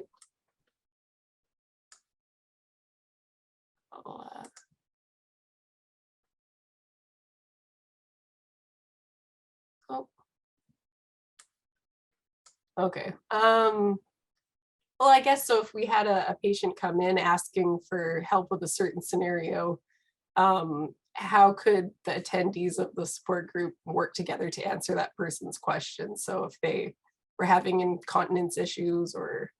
Okay, now I get it. So if you're looking, I think you're looking for a framework for doing that. So Winston, the framework would be, I would use the visual thinking strategies 3 questions. I'd start with, what do you see? Like, in other words, and adapt the questions, because that's looking at a work of art. So adapt the question to be, what's your take on the situation? Well, the first thing I would do is I would ask the person, I would gather more data. I'd ask them, what they're noticing, and asking for advice from the rest of the group. What's your take on what you've just heard? What do you see that makes you say that? Or what's your reasoning? And then what more can we find? And that way, what all you're trying to do is to create a safe space for everybody to say what they see. Does that answer your question, Winston? Yes. Sorry, I can't unmute. Well, that's okay. No, you're unmuted. Winston, we can hear you.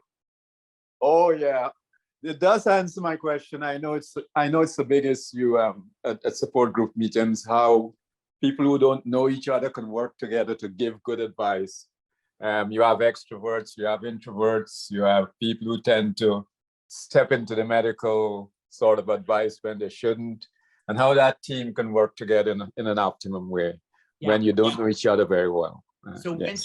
So 2 things. They need to get to know one another. That means actually, and maybe, have coffee together, or refreshments, or, go to Tim's together, or like have some kind of an outing, go bowling together, whatever it is, so that you can begin to get to know each other. So you have to get to know each other. And then the second thing that you want to do is to create a safe space. Once you've done that, create a safe space where everybody feels comfortable speaking and nobody gets shouted down.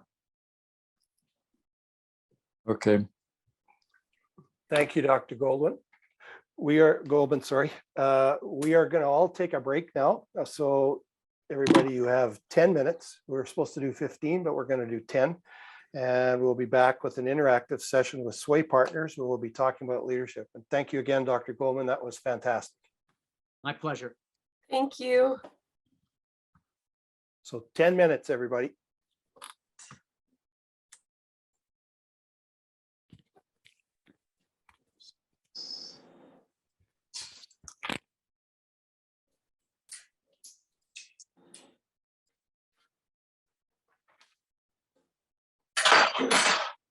Hi, Richelle.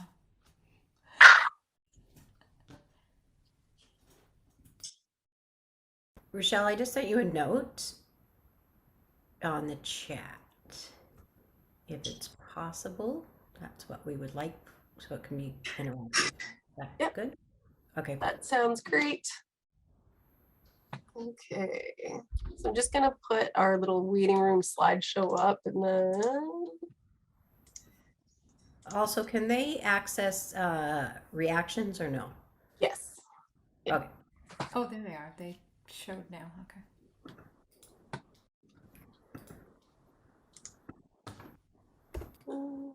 There we go. See, I did one. Okay, awesome. Oops. Okay, I'm gonna share this for now. There we go. And yeah, we'll be back in 9 minutes.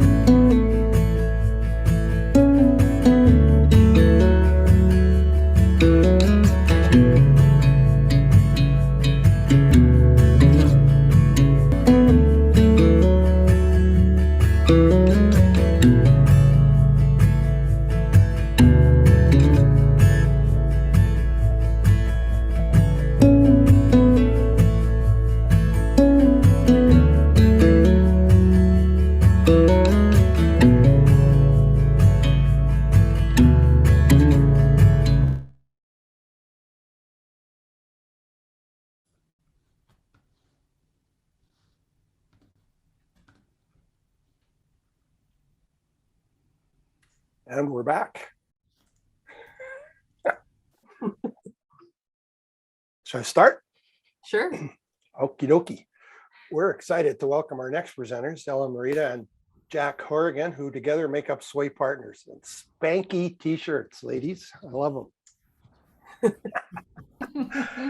Jack is a Second City alumni who somehow fell into hosting cooking and lifestyle shows in both the US and Canada. She acted in some films and TV shows, mostly as the concerned mom, which isn't a big stretch artistically, as she's a mom of two and has lots of concerns. Jack co-founded Sway Partners with her lifelong pal, Allan, and together they are on a mission to help people communicate effectively through purposeful storytelling, leadership, presence, and improv. In her past corporate life, mostly at big banks, Allan saw every day that great communication make the work better, faster, and more fun. Allan's a certified CPPC executive coach who specializes in leading and creating leadership and team workshops, facilitating strategic conversations, and uncovering insights. Allan and Jack are going to help us develop clear, compassionate, and courageous leadership. Welcome, you guys. Thank Thank you, Murray from Saskatoon. What a lovely way to start the day. Before we get started, we were looking at the chat and all of you earlier, and we were on for Dr. Goldman. So it's wonderful to see you all from different places, like Terry from Ottawa. Who else is here? Oh, Tony from Nanaimo. You're going to have to teach me how to make Nanaimo bars later. And Windsor Pizza, Jim. We'll talk about that later. All right, Ellen, over to you. We are Sway Partners. I'm Jack. And I'm Ellen. Yes, Jack. And it's also nice to see Jim and Eric and Murray, you too, because we met before and it was a pleasure and a delight, and they helped us understand everything that you do.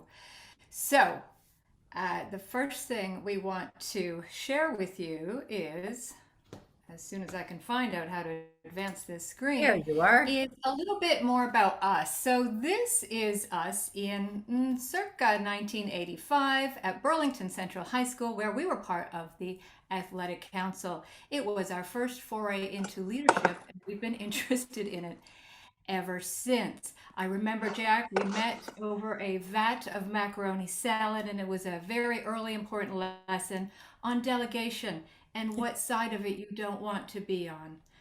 You don't want to be on the big vat of macaroni side, stirring that up when you're 16. Yes, we also learned about teamwork, as Dr. Goldman spoke of. And because I am Second City yes-anding and improv, I will yes-and his wonderful presentation earlier.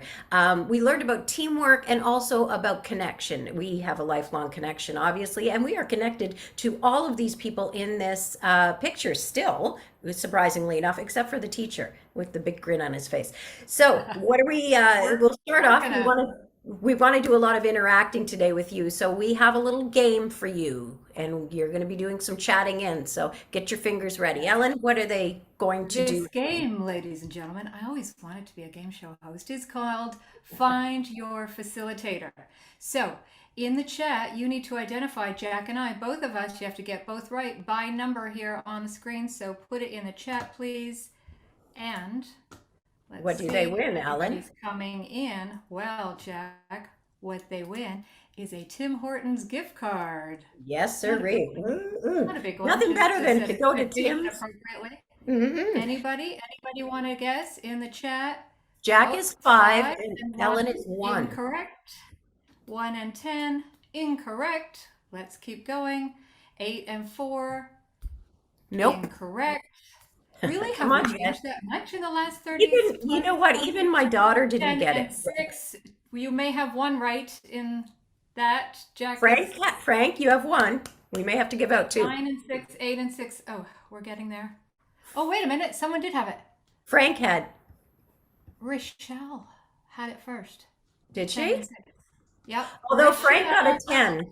Oh, 10 wait a and minute. 6 is, but we will give it to Frank because Richelle, well, we'll give one to her. She does so much great work that she deserves one. Richelle and Frank, you got the first 2 Tim Hortons gift cards. We will get them to you later. There we go. There may be more later. So we promise it's going to be interactive. So we want to just touch on the time we're going to spend with you today. As Murray said, we're going to start first in this session, just diving into leadership and specifically what it means for you. That will encompass a lot of the teamwork that Brian talked about. So as Jack mentioned, we'll be yes-ending him a lot. More importantly, we are going to host some roundtable discussions with you, where you will get to share your learnings over the past few years. So we'll harness that collective wisdom to bring you together and then bring it to the whole group. That'll happen later this session. And we'll have a break. And then after that, we're really going to dive into the art of facilitation. Yes, indeed. We just asked Richelle to keep the chat open. We want it open the whole time so you can comment on anything all the way along. And Ellen and I will try and keep an eye on that and address anything as it comes up, whether it's questions, comments, anything, because we really want this to be interactive and learn from each other. Sound good? Good, everyone? Give us some jazz hands. Come on, wake up, little jazz hands. Awesome. Okay, cool. So Ellen, let's get started, shall we? Yeah, we're going to get right into leadership. So we want to know, first of all, we know that many of you have been doing this for a long time. Some of you for less time. Actually, we're curious about that. Could you put in the chat just a number of years you've been leading a support group? We'd be Or curious. if this is new to you, Yeah. or whatever it is. Brand new or not yet. I'm just thinking about it. 22, 10, 6, 6 and 9 was us. 6 years. Yeah, great. So we know there's a ton of experience here. See some more coming in. Some people are shy. That's okay. 19. Hey, 19 from Burlington, Ontario. Did you go to Burlington? Is that Bob from Burlington? Bob, I'll meet you at the Tim Hortons later. It's fine. Okay. So next, we have a question for you to kick it off. Another question. We told you this is going to be interactive. Just in the chat, if you could put your thoughts on what is leadership, whether it's a word or a phrase. What does leadership mean to you? Just in the general sense of the term. All righty.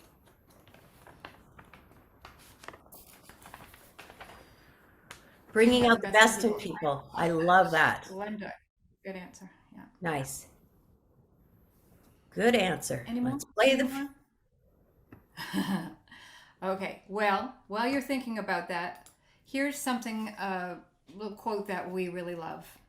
And this really aligns with what Glenda said, bringing out the best of people so that they say, we did it ourselves. It's about, have you heard of the term servant leadership? There's a great book on it.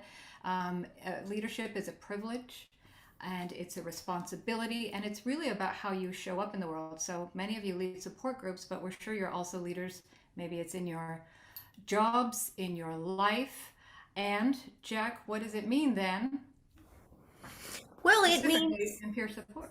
Well, and this ties in nicely to the Canadian Cancer Society's idea of peer support. And it is really that. It's helping and supporting. It's not shoving advice into people's faces, but it is creating a safe place where people are seen and heard and information is shared, right? And we all know that, but sometimes we need a reminder of that. Also, peer support. I've been a peer support facilitator for many, many years. My daughter was born prematurely in 2011. So I've been in that world at Mount Sinai and across the country in the baby world. And so peer support is very near and dear to my heart, doing support groups and leading. And there's a lot that goes into it. There's a lot that is great about peer support, that it is like you plan and facilitate meetings, obviously. You listen empathically, you maintain confidentiality, we all know that one for sure, and you supply support using your own or our own lived experiences. So there's such a connection there. What it is not, let's talk a wee bit about that, because Dr. Goldman talked about burnout as well, and we have all at one point or another in our life have gone to that place of burnout and too much on our plate. And as I believe Richelle said earlier too, we all know this, not medical or psychological advice ever, right? We are not experts in that, but we are experts in our own experience. So just clarifying our role about peer support. Everyone agree? Anyone want to add anything in that? Skills. Okay, great. Lovely. Loving that. All of these are great answers, Meyer. See, you're supporting each other already. You are a group, a support group. All right. Excellent Lovely. work. And by the way, we should also mention, as we're discussing things here, if you have questions based on what we're talking about, put them in the chat. And if we can answer in real time, we would love to do that. So Real time or fake time, whatever and time. we'll try and keep up. If we can't, maybe Richelle can help out, just noticing things. But let's Excellent. keep this as a conversation. So now, here's a quote. What's in a name that which we call a rose by any other name would smell as sweet? First of all, there may be another gift card here for the first person who identifies who said this. Richelle, don't go to your typing. Richelle, you're not allowed to play. Or Frank. Someone else chime in. Who said this quote? What's it from? Someone's got, we know Anyone? someone knows it. We know someone. Glenn, I can see your wheel. No, Len, sorry, I can see your wheels turning. Len Rose. I made it Glenn. Okay. Thanks there, Oh, Walter. Allan from Burlington. Oh, Walter. Oh, Walter. Excellent. Bob and Walter. You Who gets each the get gift them. card? All Bob right. and Walter. Why do we bring this up? Naming can be important. So when you think of the role we just described as a peer support group leader, we understand that across the country you may have different titles or what you call yourself as that peer support group leader. So we are curious if you could put that in the chat. Share with us what your title is. Chair. Thank you, Murray. Excellent. Some others of you have titles. What is your title? What is your role? Facilitator? Okay. Anyone else? Is it on? When I was at the hospital, I was a peer parent partner, they called me. So big boss, nice. Chief cook and bottle washer, anyone? Are you that? Okay. Okay. All right, President, Saskatchewan. Excellent. Council rep, helper, and of course there's differences across the country in terms of if you're in a big city center, we realize that, or versus a smaller urban setting or rural setting. So we are not here to have any judgment, but we encourage you to think about what does the title, does it describe well what you do, and would there be any benefit to having a consistent name for what all of you do across the country? I was thinking of a situation in where someone might be living in one city, move to another, and recognize that there's a different title for the place. I wonder if that would be confusing. So we just encourage you to think about that, and maybe it's something you take away as you move forward in this journey of peer support. Or even a discussion in your groups later on. All right. Yes. Okay, cool. Here's a question for everyone. Dr. Goldman spoke a little bit about this as well, about delegation. Leadership is about engaging people. Answer this question honestly with a thumbs up or a thumbs down. And if you can't find your reaction button, which I can never do, you're more than welcome to just give us one of these. All right. Do you delegate enough? Or are you just doing it all yourself? Mark's got the two double thumbs. Len, same. Bren, you're like a half thumb. I'm not sure what that. Oh, double down. Okay, got it. Love it. Oh, Len's up and down. So come see, come saw. I see. Okay. Delegation is really important, obviously, and it prevents burnout. It also creates buy-in. So people have jobs to do and they feel part of the support group, so they keep coming back and feel wanted and needed. So thank you for all sharing that. I'm just going to try and look in the chat. What gets in the way, and we hear you, Walter, the functions, so just going back to the previous discussion, the size and the function of support groups may vary, so that makes a ton of sense, and titles may need to vary. Food for thought is all. What gets in the way of delegating? We work with, and by the way, if you answered that question honestly, I don't delegate enough, you are in excellent company, because we work with a lot of leaders across businesses, not-for-profits, and it is a common topic of conversation in our coaching sessions with them. How can I delegate better? I need to do more of it. I'm doing too much myself. So what gets in the way of delegating? It is egos. These are the common things we hear, like Dr. Brian Goldman. Thank you. Talked about earlier. Sometimes it is ego, right? It's thinking being a perfectionist, thinking I can just do it better myself. I will just do it myself. I suffer from that. Sometimes it is not getting ahead of it and feeling like you're too late to delegate some work to someone. So organization can help with that. Sometimes you're just being kind. You're awfully nice and you don't want to ask anybody else to do work. So you take it on yourself. Some people just haven't gotten in the habit of it. So the teamwork that Dr. Goldman talked about is so important, because what it leads to, of course, is burnout. You don't have backup, and importantly, you don't have a succession plan. In the volunteer world, my best experience with this is in minor hockey. How many of you have been involved in minor hockey in your life? Some of you? Yep. Yeah. Some of you. So, Len has. Yep. Anyone else? I think you'll relate to what I'm about to say. Minor hockey teams ask for a volunteer manager, right? That volunteer manager, in my experience, this is what typically happens. That volunteer manager does everything. They coordinate everything. They get so busy. It's a thankless job. Nobody really appreciates them. And then they get really tired of it, frankly. The next year they want to not do it anymore, but nobody else will volunteer because they've seen how much work it is. And so the same person is stuck in that role. It can be a thankless job. So I'll give you some very practical tips, because on my older son's hockey team, the manager, Sylvia, is an amazing delegator, the best I've ever seen. And when Dr. Goldman earlier talked about knowing the skills of your team, this is what Sylvia does. She goes to people, she figures out what they're good at, what resources they have, what skills they have. And so she came to me and said, "You're good with technology. Can you manage the team Snap where all the people get the calendar?"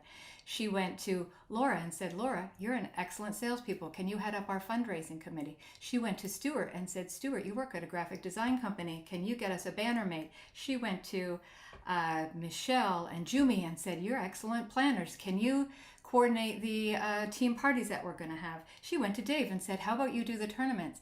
And all of these people just said yes, because what choice did we have? She is an amazing delegator. So our message to you, this is exactly what Dr. Goldman talked about. Find out what people are good at on your team.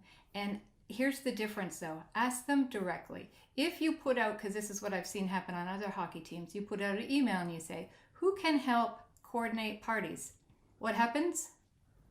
Crickets, right? But if you go to someone and say, "Hey, you're really good at this.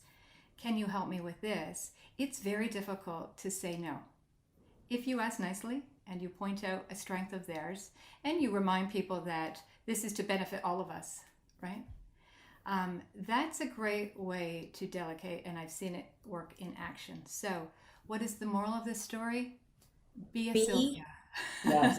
Hashtag be Sylvia. Sylvia. Be Sylvia. And I noticed in the chat too, Glenda mentioned lack of volunteers. Yeah, that's part of it, that there's just no one else there to do it. I've been in that situation. We all have at one point or another. So the more you can engage teams and have them come back, and the more succession planning, other people sharing, we'll get into that later on in the session. So again, the lack of volunteers is often, in my experience, because someone has put out kind of a general call. So that specific and really honing in on people's talents, have found that works better, especially in a volunteer situation when, people aren't getting paid. You can't go to someone and say, you're not their boss. You can't tell them what to do. So ask nicely based on their skills is the most effective way. And Lori mentioned here, how do you know their strengths? Well, like Dr. Goldman said, and like what we do with groups, get to know them, ask them open-ended questions, find out what they're passionate about.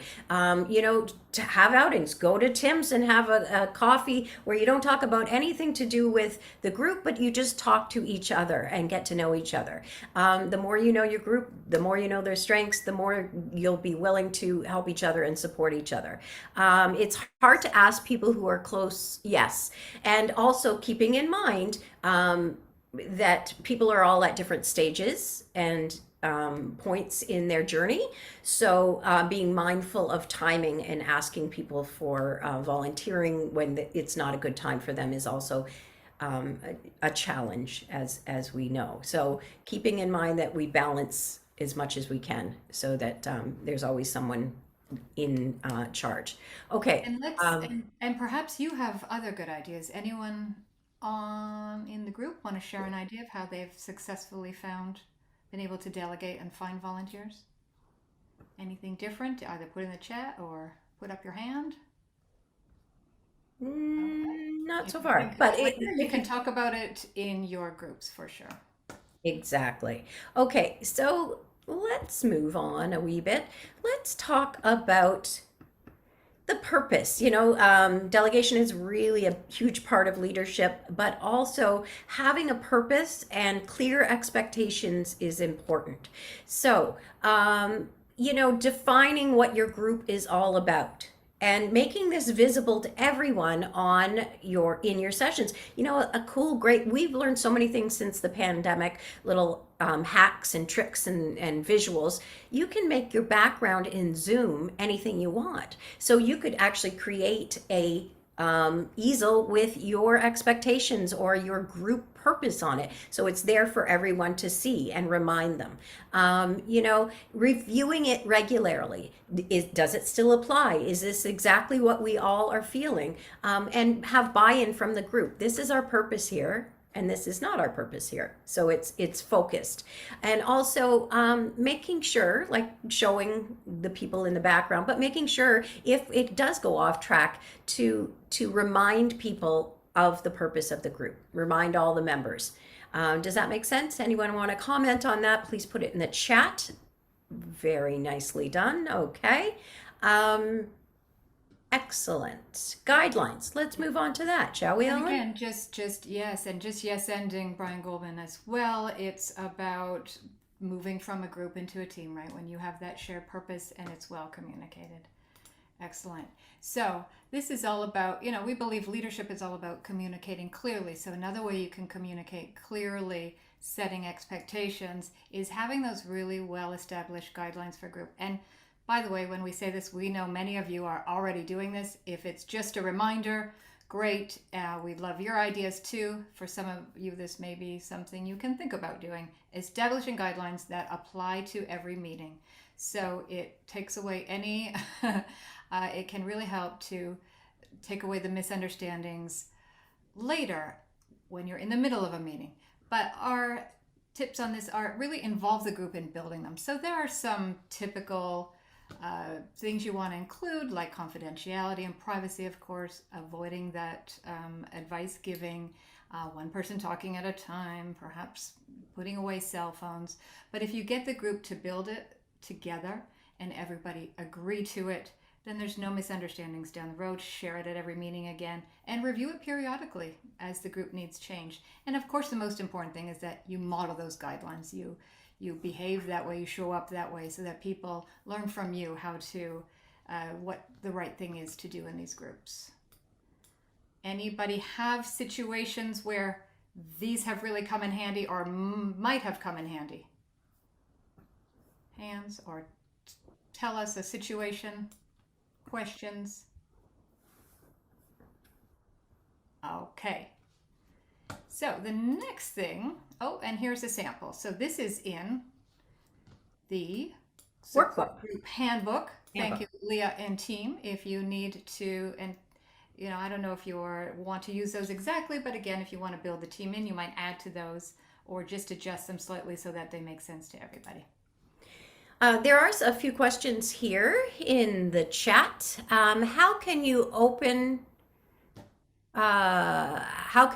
a public group ensure confidentiality? You can chime in if you already have faced this and you want to share with the group how you have handled it.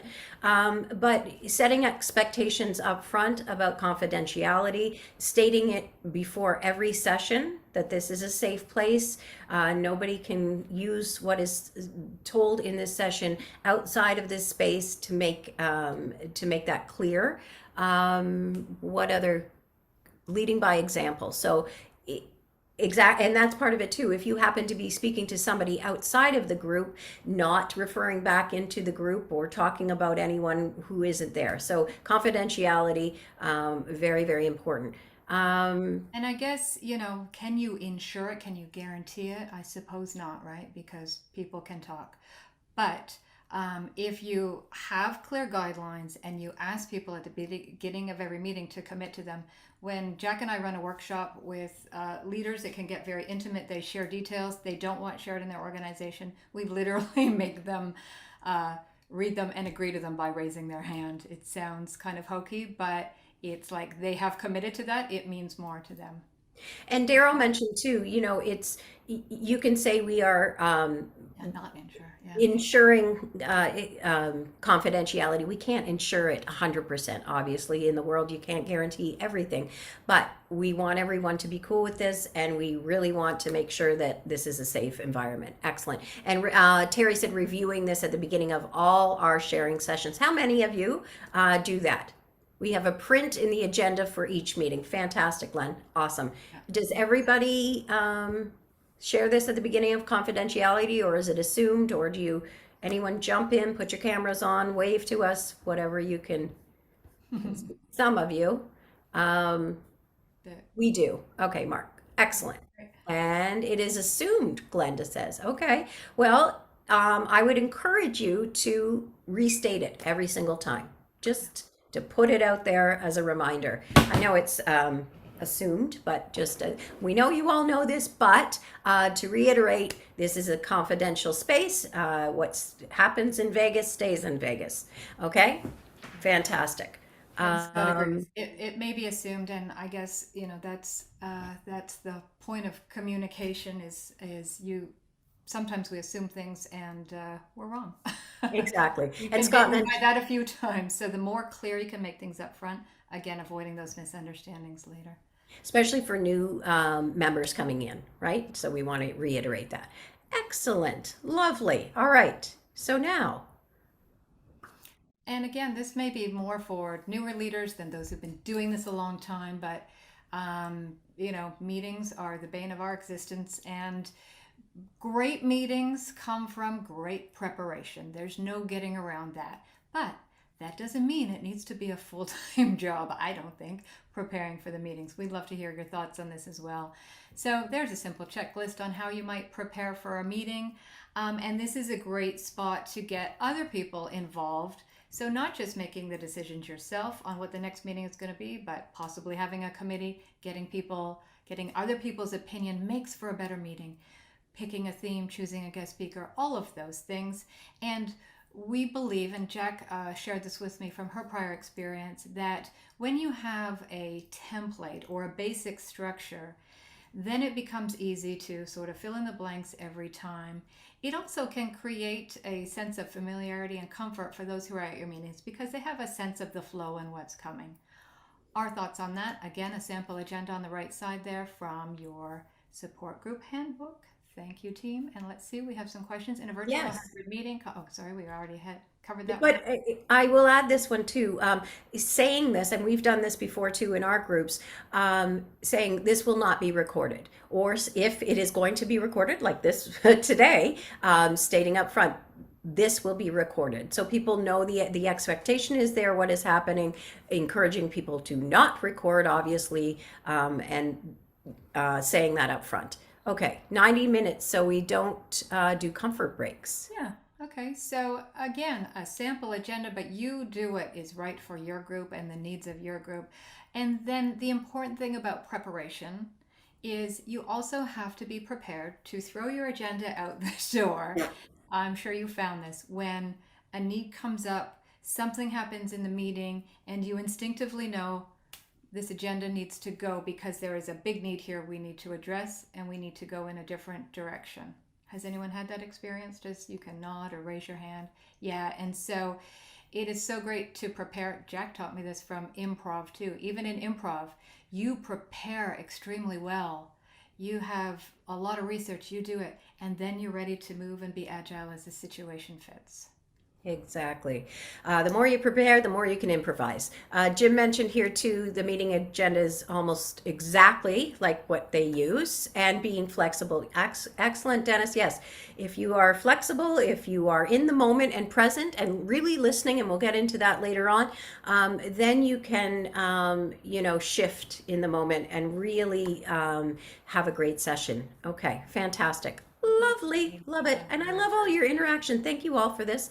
It's so much more fun for us. Yes. Okay, let's talk about you and compassion for you as a leader. Now, Dr. Goldman spoke a wee bit about this before, but this is something that I encourage each one of you to do on your own, to reflect and check in with yourself at every stage of the game, because as the journey goes, you will be at different stages at different times, and what might work one time may not work down the road for you. We have this little green, yellow, and red barometer that we use with people. Where are you feeling? And just reflecting on, what does that mean to you? When I'm red, I feel X, Y, and Z. When I'm yellow, and when I'm green. For me, and as a person of having lived experience, I have triggers. We all have triggers. My huge trigger from the NICU is the smell of hand sanitizer. And believe me, going through COVID, I was like, whoa, I had to adjust to that. So we all have triggers. Being aware of what your triggers are and reflecting on those is really important. Anyone else have triggers that they feel like they want to share in the chat? If you don't, that's totally fine. But being aware of your triggers, being aware of your burnout warning signs as well. And Dr. Goldman spoke a bit about that. And I believe somebody, Dr. Carlson, might be speaking tomorrow about mindfulness and breathing and things like that as well. So that's important. In the handbook, there is there we go. If you look in the chat, support group handbook is available for everyone. So taking care of yourself and checking in with yourself is really important. So is breathing. Let's do a quick little exercise. We weren't going to do this, but I'm going to improvise right now. I want you all just to breathe in for 5, hold it for 5, and breathe out for 5. One more time. Oh, I feel better. Hold and out. Again, this is called box breathing. If you visualize breathing up, holding, and breathing out. So you're creating a box with your breath and in your brain, keeping you present and calming you down. I use it everywhere I go. So just a little something to put in your back pocket for later. So take care of yourselves, and remember, if you do get to burnout, Allan, what's your sign of burnout? I get cranky, as you know. She does. I do not sleep when I'm burnt out. So we all have different burnout signs. And the most important piece of that is, what action will you take to remedy that? Do you need to ask for help? Do you need to shift? What do you need to do as a leader to help yourself? Okay. And a really great strategy is to write all this down, right? To know yourself. And sometimes a plan turns into a real course of action if you write it down. What are my triggers? When will I know I'm burnt out? And what will I do in that case? So if for some of you it might be exercise, for some of you it might be the mindfulness you learn tomorrow. And so it's good to have your own plan of action. And it's only a plan if you write it down. Yes, and your group handbook has resources as well, as I'm seeing in the chat there. Hi, Donald. Nice to see you. I'm glad you came back. You got a beverage. That's good. I like that we're all, and by the way, while we're doing this, have snacks, have drinks, do what you need to do. This is all part of it.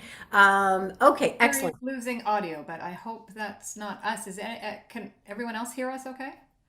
Okay, cool. So hopefully Okay, wonderful. his issues. All Let's right, move on and to the going second along part. with this, Jack, yes. Setting boundaries. How many of you have a challenge with setting boundaries? Put up your hand, up or down.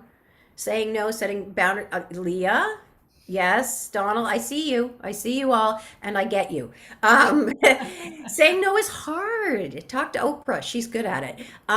But there's a great way to do this, to set boundaries for yourself. When I was a parent advisor in the NICU, one of the social workers would help me with this, but she also gave me a little tip from a physical standpoint.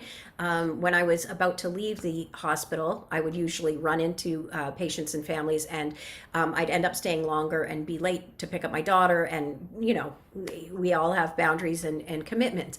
And she would say, take the back stairs.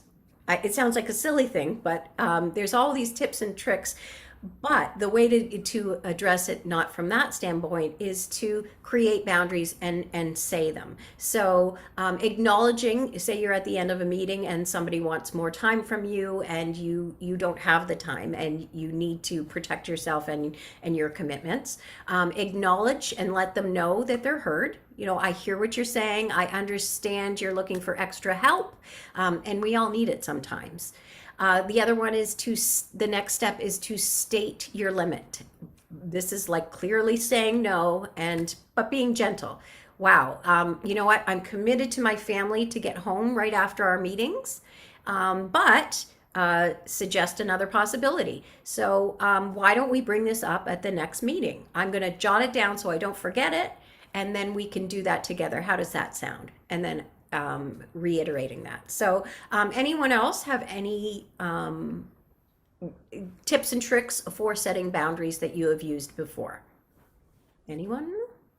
Besides saying, no, get the heck out of here. You got to be a little bit more gentle, right? Isn't this great when you have a team? They can take a turn. Exactly. Everybody can take a turn, and you can, then you don't have to say no all the time because you're supported and everybody's doing something. So it's balanced.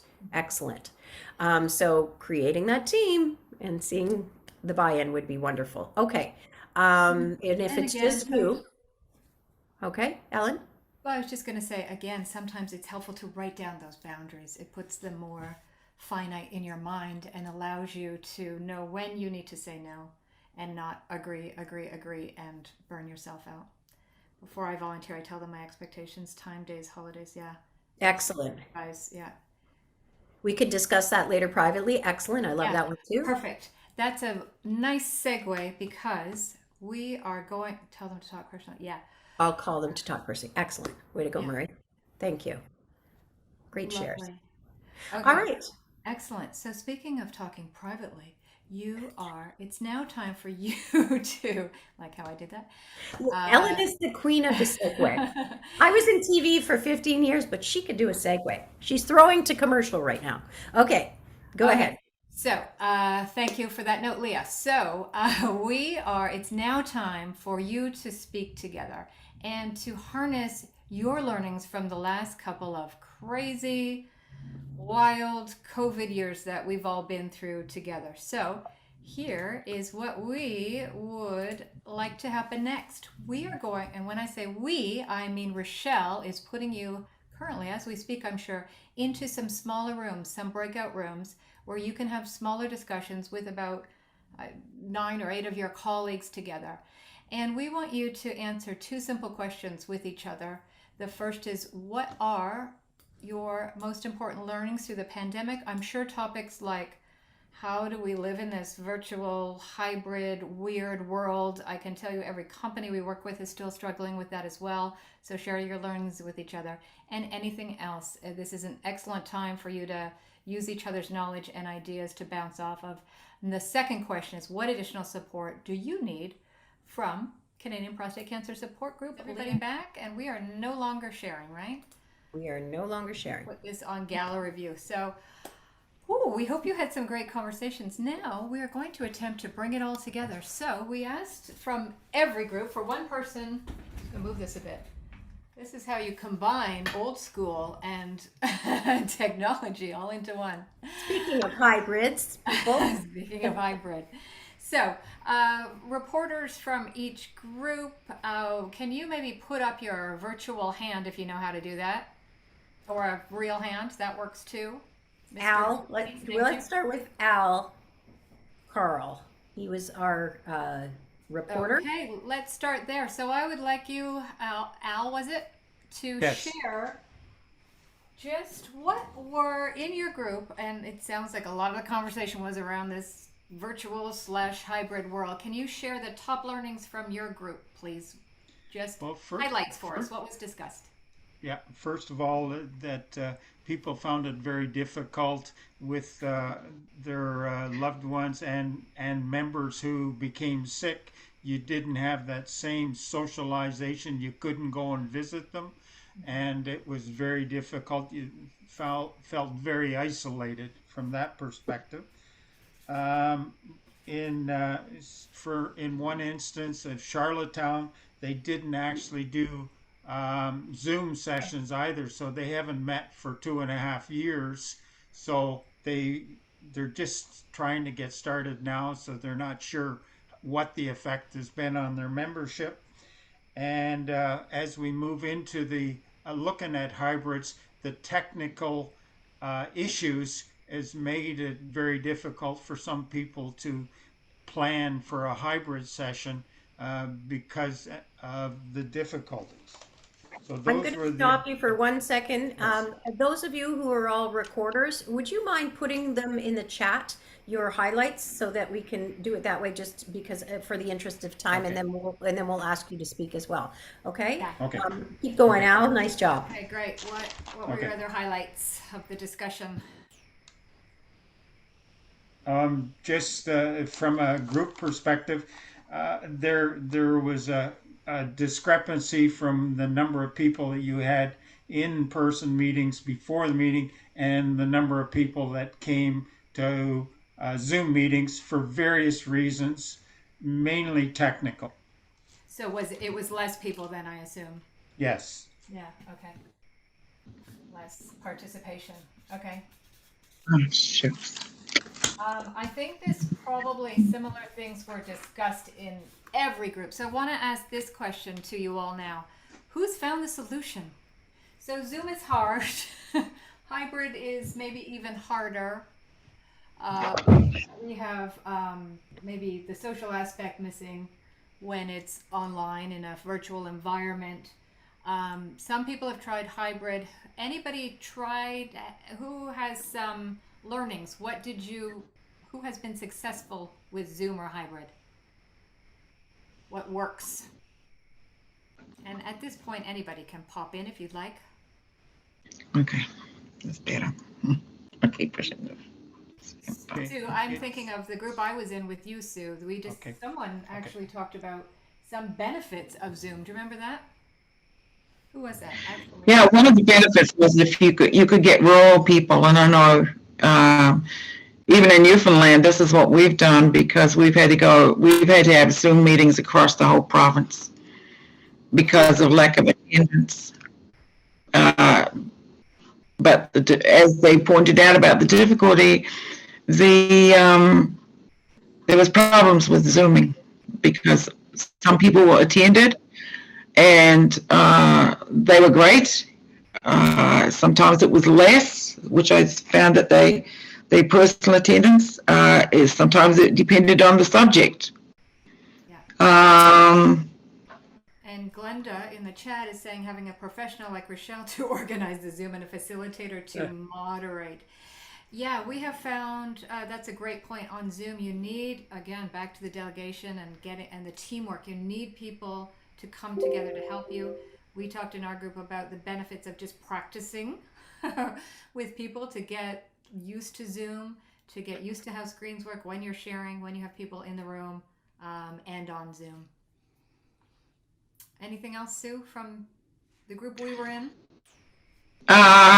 Some of them that were doing the hybrid found that if they had a large TV in their actual group, they found it much easier. But several of the groups, one, they're waiting to get going again, and two, there was difficulty in doing the hybrids.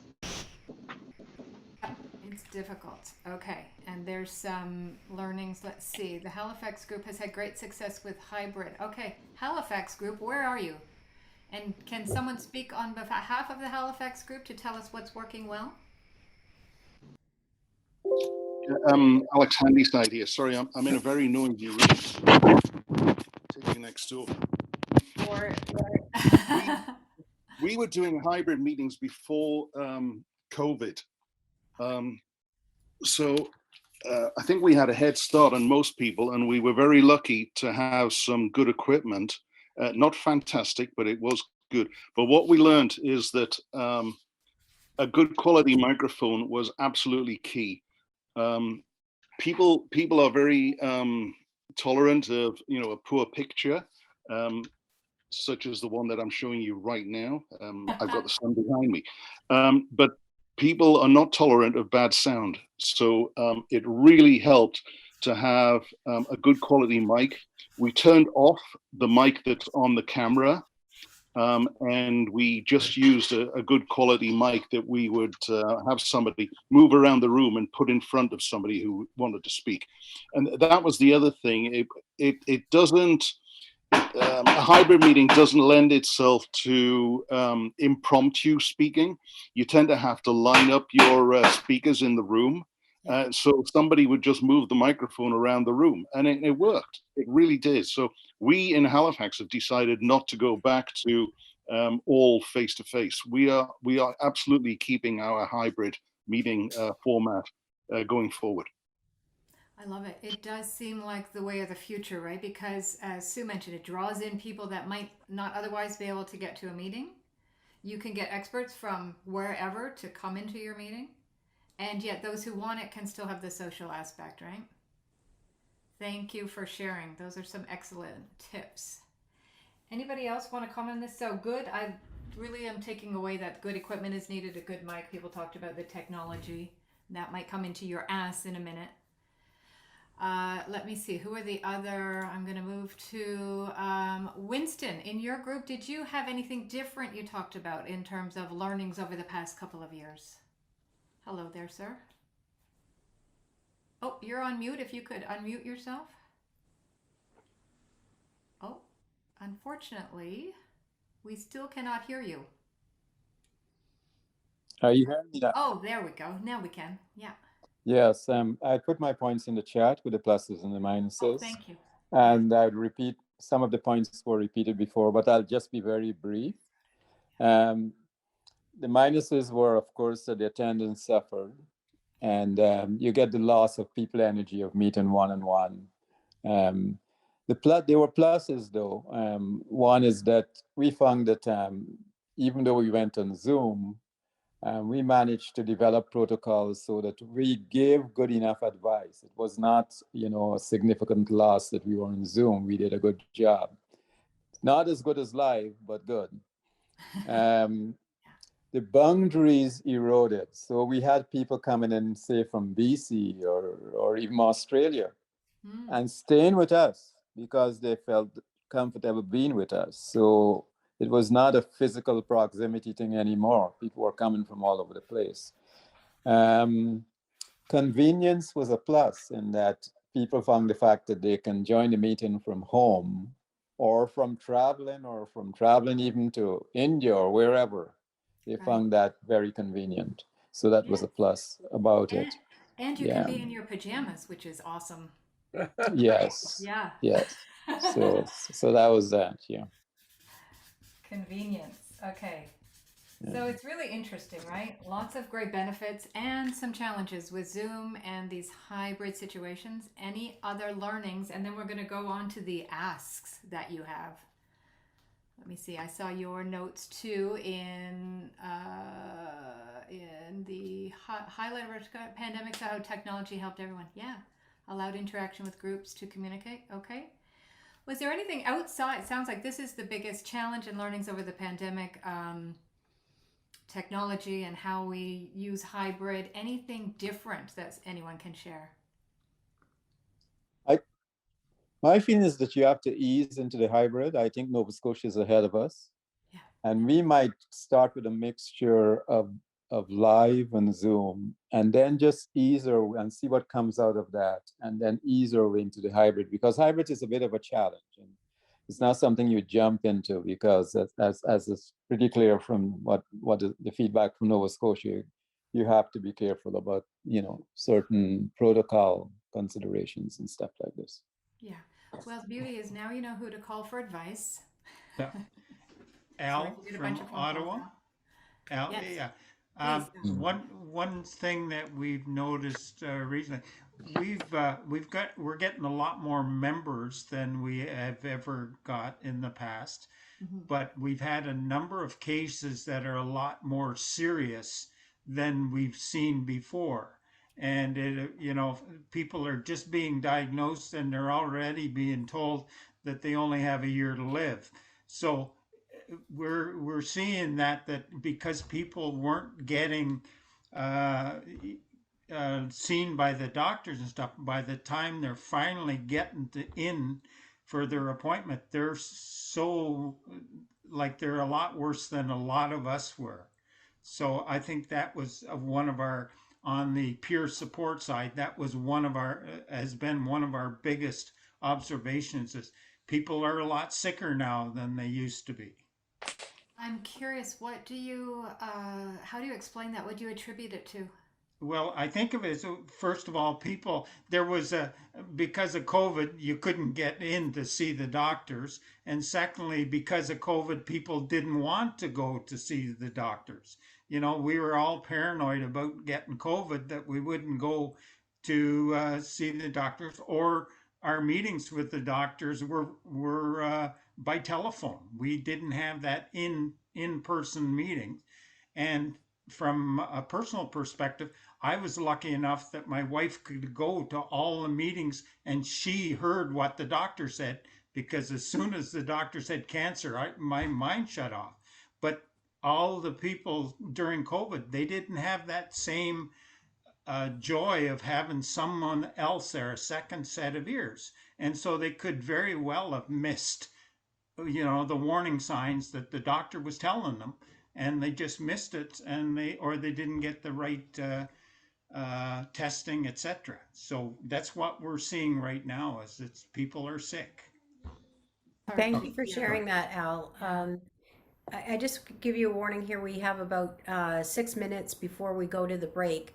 So if anybody who was a reporter, if you could put any asks you have into the chat right now, that would be great. Or do it over the break. We will be back with you after the break with our next session. But if we have to bleed over this a little, this is important work, so we can always make room for that. Anyone else before we go? Ellen, is there any other? I just wanted to relate the last point to what someone put in the chat is we found partners are more likely to attend. So interesting, your point about like you need a partner there to be with you, and that partners are more likely to attend because of Zoom. I think if I'm reading that correctly, or the hybrid option. See how those connect. It's actually a good benefit when spouses can get involved, I suppose, if I'm reading that correctly. Okay, as Jack said, if there's anything else you really wanted to say but haven't put it in the chat, but for now, let's move on to the ask. So do we have any in the chat yet? I don't see, but you can shout them out too. So, and apologies for kind of miswording that question, but how can the Prostate Support Canada help you? Okay, the national or the BC organization, what are your asks for support? And I know there's a lot of conversation around technology, if there's that, and we had some other conversations. So where to start? So there's one in here that says, be the clearinghouse on what groups are successful by size.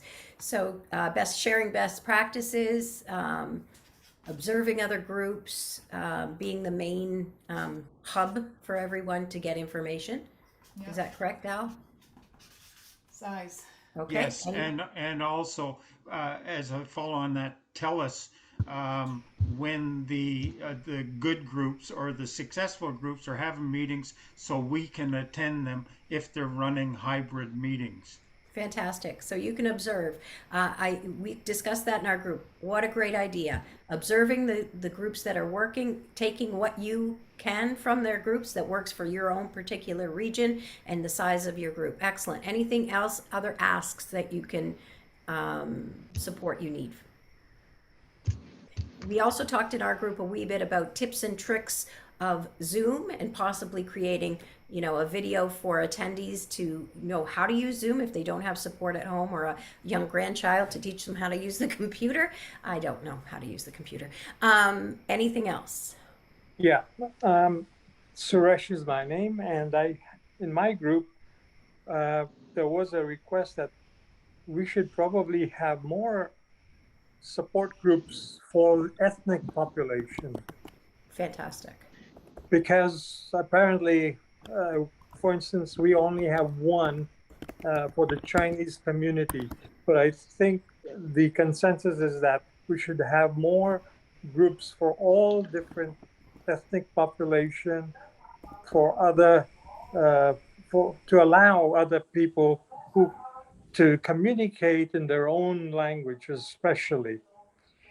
And the other thing that was discussed, that perhaps the all group leaders should be more aware of the resources that is available in the community. And there was a suggestion perhaps all group leaders should meet occasionally as well, so that they could take back to their respective groups any other information they learned. Wonderful. Thank you for sharing Those that. are great points. And we heard I heard in the group I was listening in on too, there was an ask around translation services. So, these are asks, whether they are feasible or not, that will be a discussion later, I'm sure, with Leah. But if you don't ask, you don't get, right? Yes, there there's 3 points that weren't made before that were made in my group. And one is that there's a lot of fundraising expertise and know-how in BC that probably BC can do some mentoring and coaching east of BC, because we're trying to play catch up on that. Second point is that the online facility has brought on a lot of webinars. Some of them are a bit esoteric, some are more relevant. Perhaps BC, our national group, can provide some guidance as to which ones are more relevant to our support group meetings. And the last point is that perhaps we can get some suggestions as to guest speaker suggestions from a national group when we have our local meetings. Okay, great. Yeah. We're trying to capture all these, and we are at 3:15. So I would suggest, if you have a burning point, still put it in the chat, and we'll try and capture everything that way. Does anyone else have something they have to share out loud before we take a break? Richelle, that is the plan, correct? Break next. Correct. Okay. We'll take a 15-minute break, and as Ellen said, if you have anything, put it in the chat, and hopefully we can resume it once we start. But take a break, hit the head, get a drink, do whatever you need to do, and see you guys in a few minutes. Excellent work, everyone. Thank you for that. Great conversation. Thanks, guys. Thank you, Murray. Murray, it's Bren Witt. Did you get my email on the newsletter? You're muted, Murray. You're muted. You can communicate in the chat privately. Yes, I did.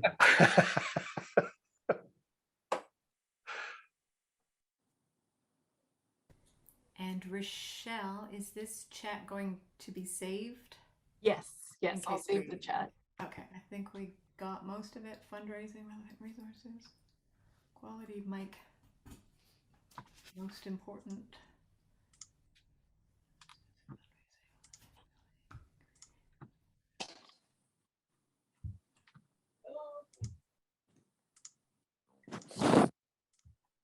Okay, I'm just going to put on our break slideshow again. If anybody needs anything, feel free to reach out in the chat and I'll be here.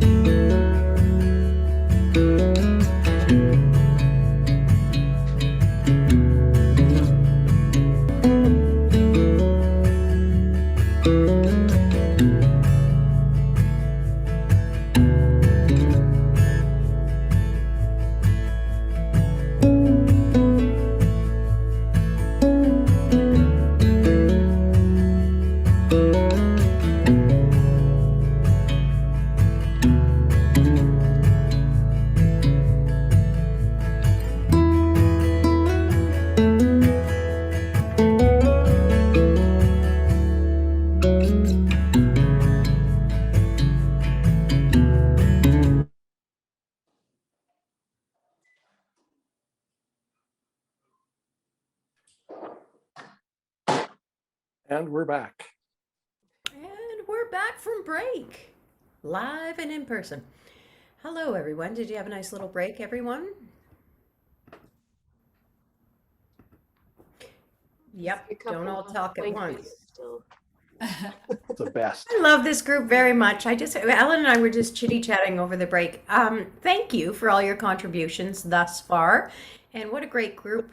Good sense of humor. Everyone's respectful of each other. It's just a pleasure to work with you. All right, enough about that. Let's finish up what we were doing. I just want to check, Jack, did you have anything else you needed to get to before we launch in? No, all I was going to Okay, do great. is say we're back with you guys. We're still here. You can't get rid of us. thank So we are going to just wrap up that last section, and then we'll go on to the art of facilitation. And by the way, just kudos to Murray. I was in your group. You are a fantastic facilitator. Oh, shucks. Thanks. Yeah, it's true. It was a pleasure to watch you work. Okay, moving on. Ellen, let's wrap this first part, please. Jack, and I know you wanted to follow up on that last session a bit, so why don't you do that? Yes, sirree. You're showing this. Yes, okay. I know, but Are there any other asks that aren't in the chat that you would like to share? Because we are going to share this chat, or it will be saved by Richelle, and so they can use this as reference. So this is your time, people. Ask for $1 million, ask for whatever it is that you want, resources to help. definitely. But Jack, I know that as I was listening to that whole conversation, when we first started having to work in Zoom and hybrid, your experience on the small screen and TV brought a lot to bear. So what tips can you share with this gang? Oh, you're kidding. Okay, well, let's do an exercise, everyone. See how my head is framed within my camera, within the area. I want you all to just look at yourselves in the reflection and see if you can see your whole head, right? So angle your camera. So let's take yep, Glenda, good job, that's it. Bob in Saskatoon. Oh, so you must be in Saskatchewan. Saskatoon. Bob, I can only see part of your head, but I see some really nice cupboards in the background, which are beautiful. But I'd rather see your whole face. When you are facilitating, having your face there and making it not a distraction is good. Dennis Farbstein, I 100% love your background, but it's a little dark, so you're a floating head. So these are just tips and tricks. Ed, I know you are away and you're far away, so I'm not going to bug you for your angle there. So you keep it going. You're overseas. You're on a different time, so I'm not going to bug you. There's only one chair here, Yeah. and my wife has it. All right. So there's always hi behind. So what I'm trying to get across here is when you first set up your camera, make sure that there is light coming from behind your camera, so you are seen and you are not in the witness protection program. It's not dark on your face. You want the light in front of you coming at you. You also want to angle yourself so that the camera is straight on you. So it's not going up to your chin, and you're not looking down on it. Split the difference. Nice. I see what you're doing there. Good job, everyone. And the last little tidbit of advice. Oh, now I can see you all. Isn't this delightful? The last little bit of advice, and we learned this in TV for many years. When you are talking about something important, you can look into the camera to connect and imagine that there is a friend or someone you know, and you're having a one-on-one conversation with that person. I'm looking directly at my dot. Find your dot where your camera is. Some people have them down here, some up there. Some people are always looking at their monitor and not looking at their camera. You split the difference, basically. Oh, look at you're all just doing so great now. Look at that. So positioning yourself is really important. Lighting is too. There is a little video on our website that we will link to just to give you some tips and tricks. Okay, but nice job. Also, when you're presenting voice, Volume is important, but not overwhelming people. So be aware of tech and your volume variance. Okay, Allan, back over And to all you. of these things are, why are they important? Just to simply bridge that gap. So it does feel a little bit more personal. You can connect a little bit better with people. It's not about looking great. It's about that ability to connect with folks and feel like you can have that eye contact and feel in person. And So- I love that Lori and Boyd are together on the couch like that. I know. Makes me feel like I'm at your house. It's delightful. Okay, so if anybody else can adjust their things, I see somebody's front door, which is lovely, the front door window, but I'd rather see your face than your front door window. Okay? All right. Excellent. And in particular, when you're not just listening on the call, but when you are the facilitator. So, as you know, this next session is around mastering the art of facilitation, which we named it. But here's the thing, you never really master the art of facilitation.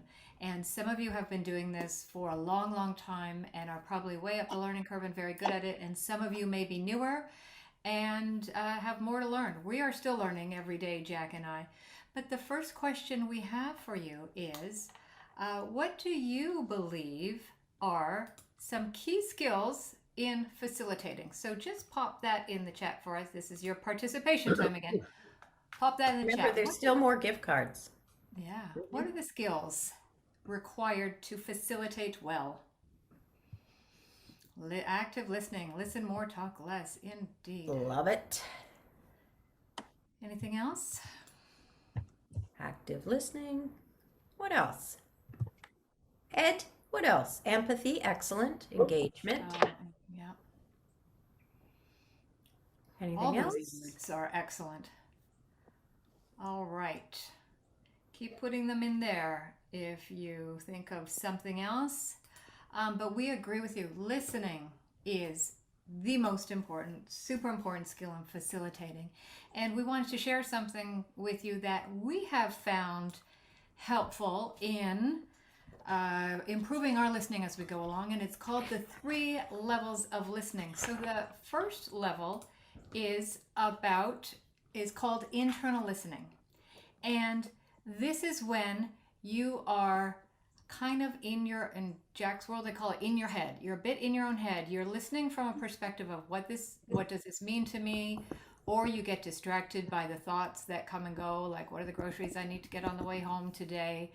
And we're all guilty of this once in a while, listening and waiting for the break for when that person stops talking so you can get your own point and thinking about the next question you want to ask and the next thing you want to say. So it's sort of the opposite. It's not the greatest level of active listening. And we all fall into this trap sometimes. You could call it also listening to respond, right? The next level, focus listening. This is when you really are out of your head, you're listening intently to the words coming out of people's mouths, you're hearing it, and then you can be present and move on to the next. It's called listening to learn also sometimes. This requires you to be very curious. Listen, listen, listen. The third level, if you can get to this, is where the magic happens. It's called global listening. And this is when you are also listening for what is not said. You are reading the cues in the room, the body language, the facial expressions, and yes, it's possible in a Zoom world as well. More on that, Jack. Yes. And if I look at you all now, I am doing global listening. I'm paying attention to who's looking, who's maybe doing something, doing their taxes in the corner, what level of engagement is happening. So that is also body language and position on camera, etc. But why is global listening so important? Anyone? Well, there you go. It helps. Well, Allan told us. It helps to identify feelings. It also identifies the situation. And that way you can respond to the feelings or the situation in an understanding way. So once you can read the room and notice things about people, whether it's body language, tone of voice, engagement, whatever it is, you can address that on a one-to-one level or a more connected level if you're really paying attention and you're not thinking about your grocery list and what you want to be doing later. So it's really focused and observing all the parts of the room or the Zoom. Okay. The other part is, how do you do this? Well, I'm an improviser, and in the world of being on stage, really important to read the audience, right?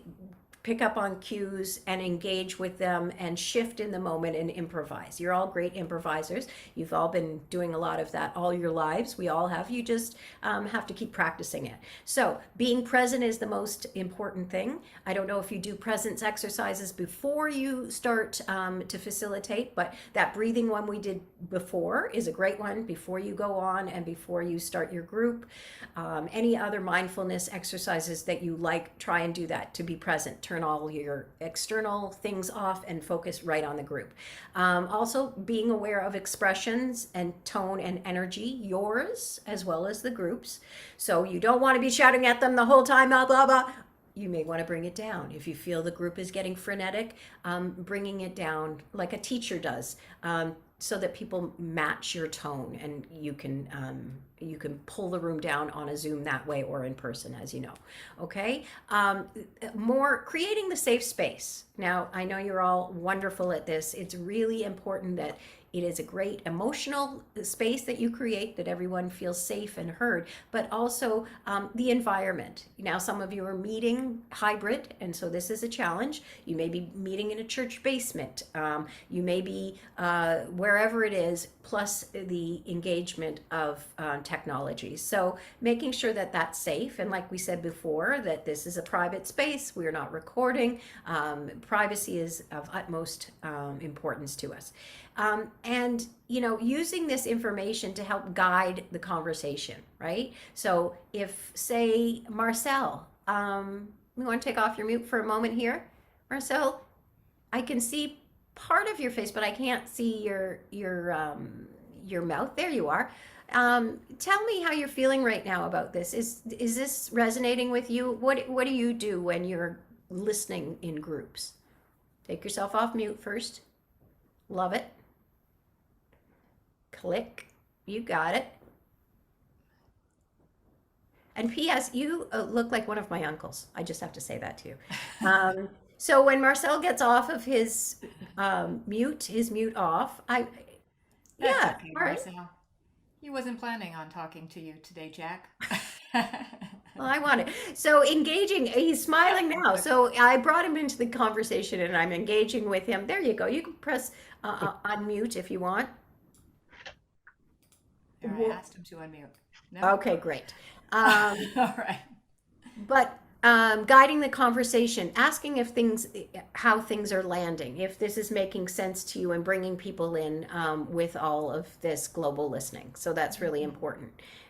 Ellen, do you want to? So, well, add? really the key to all of this is as much as you can, and it's honestly, it's impossible to do all the time, but as much as you can to be in that third phase of global listening, you can really be present in the room, understand what's going on, and guide the conversation in the way that it needs to go. The key is, you know, mostly staying out of that level one by noticing when things are coming into your brain, and just like, so note it, shoo it away, right? Notice it, shoo it away, get back to listening. So it's just around a bit of self-management to do that. Exactly. So, listening is super important, and the thing that goes incredibly well with listening, it's kind of like the wine to your cheese. It's asking. You can all relate to that, Murray especially. I can see him smiling. See, that was global listening. Is questions, right? Being curious. And there is before we skill. go on, Ellen, Marcel, you're off of your mute. I just want to ask you, so is this landing with you? Is this making sense to you? Yes, it does. And I'm sorry I was trying to click it off, the mute, but I guess I had to go on the screen where you had given me the option to unmute. So I guess the host was probably already put me on mute first. Anyways, I think the facilitation skills are very real, and listening. It's a lot. It's a lot harder than people think, because sometimes you're thinking of what you're going to answer rather than listening. So I think you're giving good advice. Exactly. It is hard for everyone, and it is a learned skill that we have to continually practice and bat those thoughts out of our brain. Thank you for sharing that, and I appreciate your patience with that. Okay, Ellen, back to you. Yeah, so questions, the wine to your cheese. The questions are just, just the way you got to get the conversation going, and you as a facilitator can really guide the conversation and open it up in amazing directions. So can you in the chat let us know, what is the character, just in general, what is the characteristic of a great question when you're trying to really connect and go deeper with people? Anybody have a sense of this? Does anyone in the group have any experience with this? Just while you're thinking about that, Glenda, you had a question. Does anyone in the group have any experience with this? Can you, I don't know if you can take off your mute and explain more what you mean by that? Yes, rather than the facilitator always coming up with an answer, put it back to the group for them to brainstorm. Oh, you're actually giving us an example of a question. Yes, thank you. 100%. Okay. Yep. Awesome. All Some right. great A lot answers of here. People here are saying open-ended questions. That is exactly, thank you for feeding right into where we wanted to go next, which is open-ended questions. So open-ended questions really get the conversation flowing. To demonstrate the difference, I'm going to ask Jack the opposite, a closed-ended question. So Jack, do you like almonds? Yes. Oh, okay. And scene. See, you don't get much with a yes, no. You might just get a yes or a no, which doesn't allow you to go anywhere with that, right? Let's try that again with an actual open-ended question this time. Jack, what is it you like about almonds? Well, Ellen, I am lactose intolerant, so I drink almond milk, which has been saving me a lot of pain and anguish in that department. I also like it because it's low carb, and I'm trying to, watch my carb intake. Also, I like baking, so I love almond flour, and I love the biscottis that you make at Christmas. So almonds are my favorite in those. And I also, did you know that, fun fact, almonds smell like cyanide. So if you ever think you're going to be poisoned, smell almonds. Goodness. Yeah, that's all I got. All right, you see what happened there? When you ask a yes or no question, you get little information. All I got out of that was to know she likes almonds. When I asked an open-ended question, I learned that she's lactose intolerant, that she's watching her carbs, and that she likes my biscotti, which made me feel all warm and fuzzy. And we got a little extra information about cyanide, so you can avoid getting poisoned. Amazing. That is the great thing about open-ended questions. Here are some that we like. How did that feel? What was that like? Just those big open questions. They're powerful. They really get people talking. Who is supporting you? Just a few examples. If you have examples of your favorite questions, just pop them right in the chat. I love what Ian says here. The best way I found to start a conversation about something that is most common from the previous meeting. You can start with a big open question that way. Great point. Ask why. Sure, yeah, you can find out about someone's motivations. Sometimes you can also change so we'll give you an example about this. So if someone says to you, I don't want to do that, right? And you say, why? It can sometimes feel a bit challenging. It depends on the situation. So another way to ask the same question in an open way, instead of asking why, is to say, what is it that you are worried about? Or what factors go into your thinking on that? So it's just a teeny shift that may just make the question a bit more comfortable, if that makes sense.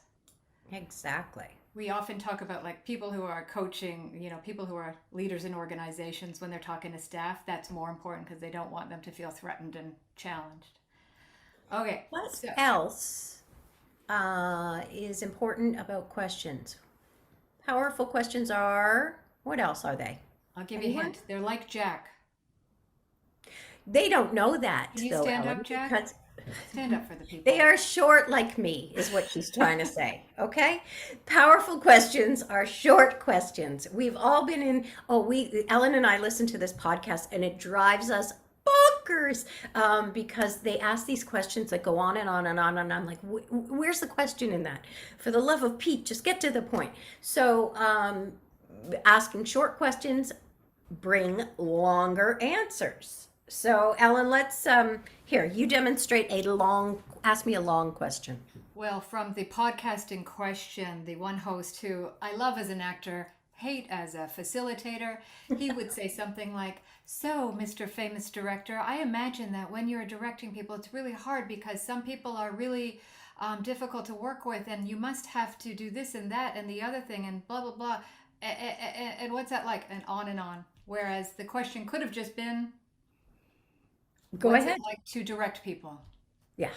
Right? It jars my preserves, as my mother would say. That's something that drives me nuts. So you will get a longer answer and more information and more clarifying from a short question. Okay. Richelle guessed it. Yes, we are talking Smartless. about It totally is and smartless. it's Jason Bateman who asks incredibly long questions and his co-hosts make fun of him. It's a fantastic podcast otherwise. We weren't going to out them, but since you did, that's cool.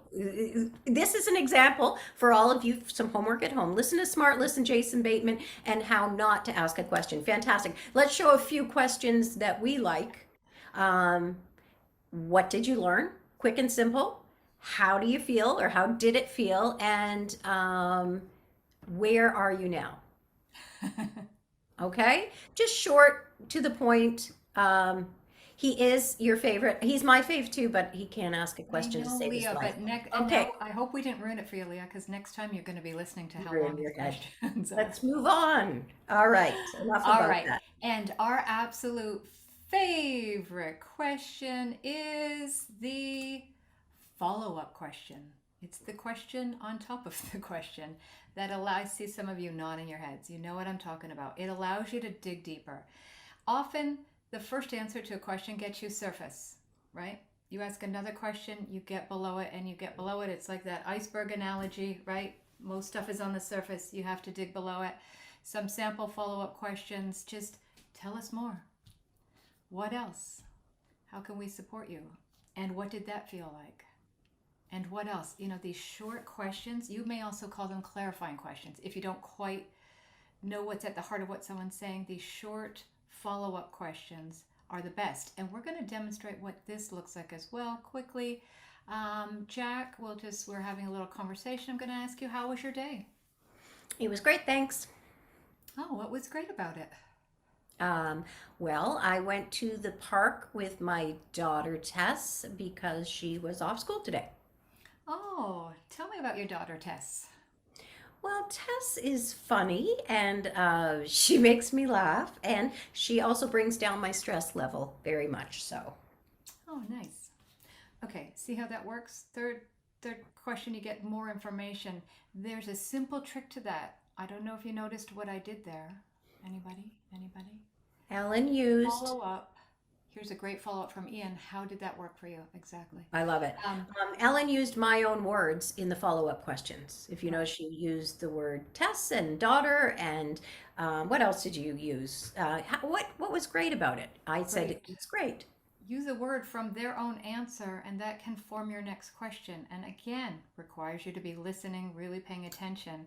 You don't have to overthink it. When you do that, it just flows so naturally, and you get deeper and deeper, and the connection grows.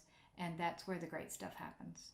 Yes, and the person feels heard because you are using their language, right? So you are totally centered on them. Wonderful.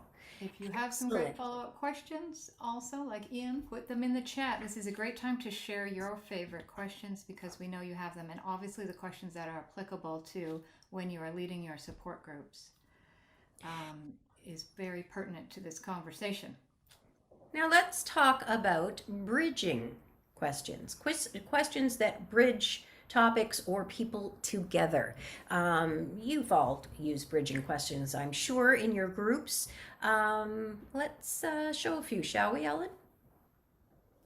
Can you pull Yes, that up? sorry, A bridge question. I was There. too busy blushing from Glenda's comment. Sorry. I didn't Thank you, mean it, Glenda. but you're I- best. Okay. Bridging. She was focused on her and not on the. Anyway, bridging questions. Who has similar feelings? This is great in groups, right? Who had a similar experience? Can you share that with us? Great. Who'd like to share what that was like for them, right? So anything that bridges a topic together or the people within the group, these bridging questions are lovely and fantastic for connection. And also, creating an open space where people can share freely, okay? So bridging and the familiarity in there. Okay, next one, validating questions. I mean, not questions, validation in general. When you validate someone, again, they feel heard, they feel safe. It's a great way of making the group come together, and they want to come back because they feel validated that they are worthy. Can you show me some examples there in your clicks there, animation? Yeah, I don't have the clicker, so it's... Okay. Expressing gratitude is a great way of validation. Thanking people for being there, acknowledging feelings. Everybody wants to be heard and feel gratitude and give gratitude too. So validation in that respect. Here's some examples. Thank you for sharing. Simple as a pimple, easy wheezy, do it. It makes a big difference. That sounds challenging. So that's a validation. Wow, like you're going through a lot. That sounds challenging. I get you. Also mirroring their body language as well when you're doing that. And we're glad you're here. I'm glad that all of you are here, expressing that it takes a lot of courage to come to one of your groups, and to express that you're glad that they're there is really important. Okay, the opposite of this, things you shouldn't do or avoid, change the subject. We all know that. Use cliches. Again, one of my biggest pet peeves. And when I was in the unit, when my daughter was ill, I had a family member who would always say this to me, well, you know what, you are never given something you can't handle. It's all going to be fine. Okay, then. Cliches never help. We all know that, right? Put your favorite cliche that you've heard in the chat if you feel like you want to share one, but avoid cliches at every cost, okay? Because they just don't help. It is what it is. Oh, yeah. Oh, boy. It could always be worse. Yeah. No. This too will pass. Yeah. Nope. There is no gauge on your pain or your problems. Thoughts and prayers. Oh, yeah. Okay. So we get it, and we all know it. Game of World's Worst, Jack, that we sometimes do. I know there's an awesome improv game called World's Worst. We can, if we have time at the end, maybe we'll play it. Okay, great. Excellent. So moving on from validation. All right. Barriers. There's other, and just to, of course, with those cliches, people mean well, right? So we want to acknowledge that people mean well. They're trying to help. You all know better than that, and yes, so we will make sure to avoid those. I've learned to avoid those. Okay, other barriers to great conversations. Some of these are so obvious, but interrupting, easy to say, sometimes hard to do. Hey, what did you say? What? What? We're going to talk in a minute about when, as the leader, the facilitator, it is appropriate to interrupt, but generally speaking, not appropriate. Advising, of course, we've talked about, not appropriate. You know what, Ellen, you should probably do this in a different order because you're not right. This isn't how it's supposed to go. She's giving examples. If you're not noticing, judging can be very subtle or it can be very blatant, but it's something we all have to check ourselves, right? We have feelings, we have opinions, best to keep them to ourselves and make sure that doesn't come out in our language. Reassuring, similar to the cliches, right? Making everyone, oh, it's going to be fine. The over positivity, not helpful to anybody. Simply avoiding things that are too difficult. In some of our sessions, people, it's amazing how when it's not even a hard topic, but in leadership sessions, people can get emotional. They're laying their souls to bear. And sometimes it's tempting to be uncomfortable with emotion and to try and avoid it, or to, change the topic. But if someone shows up with emotion, that can be a good thing, right? And to let them have it, to sit with it, sit in that muck, as we say sometimes. Be comfortable with the uncomfortable can be the thing that person needs right in the moment. So trying not to avoid uncomfortable emotions and topics that maybe we can't handle. And asking too many questions. Jack, I know you had the experience of just people going on and on and on. So questions are great, but no one has time to stop asking questions of a particular person when you can tell they're getting uncomfortable.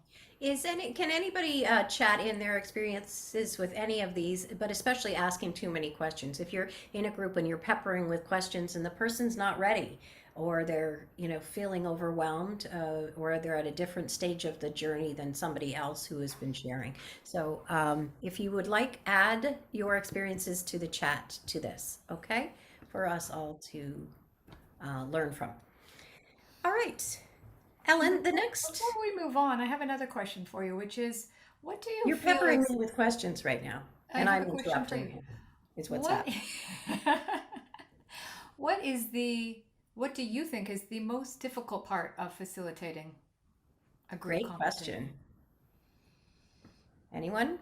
You are welcome to put up your hand or put it in the chat. What's the most difficult thing you find about facilitating? If we're not going to address it, we can, or we can try. Time management. Yeah. Or person is avoiding the question. I like what it I is. think How can we help? it's Joe here. I think sometimes the difficulty is trying to draw out reticent people to speak. Yes. Okay. And to also maybe shut down people who are going on and on.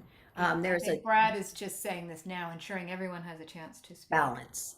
Exactly. Yeah, balance. And, making sure. and that all ties into time management as well, as somebody else had said. Like if somebody's going on and you can't get to someone else. Fantastic. Murray, you said when someone talks about that, they're dying. So I will admit I have no experience with this, and I don't know if Jack does. So can you share your thoughts, or can anyone else share their thoughts about how to handle that in the middle of a meeting? Sure, I can explain where that came from. We had our first in-person meeting on Thursday, and 3 guys who were in my group were, because we haven't met for 2.5 years, their health had changed, and they had all gone from having cancer that was being treated and under control to not, and 2 out of 3 were told that they were terminal, and I was actually gobsmacked for one of the few times in my life that I didn't have anything to say to them. So that to me really struck me, as I need to be able to deal with this kind of a conversation in a public setting in the group. So any comments that anybody would have, I would appreciate. And what can I ask, what did you end up doing? We talked about it for a little while, and I told them all that I would talk to them after the meeting, because this came up unfortunately close to the end of the meeting. So I talked to each one of them afterwards, and I sent them to I referred them right away to the Advanced Prostate Cancer group, because I said that the group, that particular group, is full of people who are walking in their shoes and have experienced what they're experiencing, and that they're more appropriate to help them answer their questions. Well, it sounds like you did the right thing to me. I don't know. You acknowledge Glenda's them. got a suggestion here too, which is acknowledge that the student, so she's talking about what Jack just talked about, right? Acknowledge it. That is Some resources, talk to them afterwards. and you're always a question you could ask. It's just a suggestion because, again, I have zero experience with this. We do have experience, though, with hard things coming up in conversations, not like that, but just seeing what other people are saying.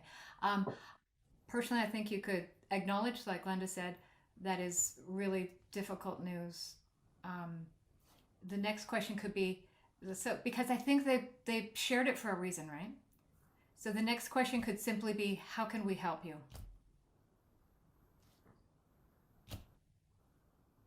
That's it. And then they can, and then you know, whatever they say next, that might actually bring up a great topic of conversation. They might just say, I don't know of anything, but thank you for asking. They might actually say, I just felt good to share. They might say something, you know, so just that simple question. I'm sorry, that's awful to hear. It must be difficult. How can we help? Or what would you like of this group now?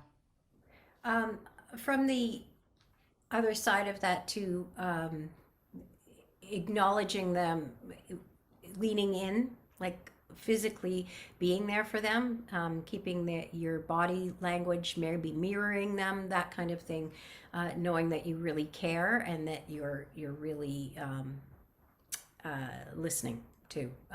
And you're going to get gobsmacked, like he said. I know that I heard many things when I was in the unit as well.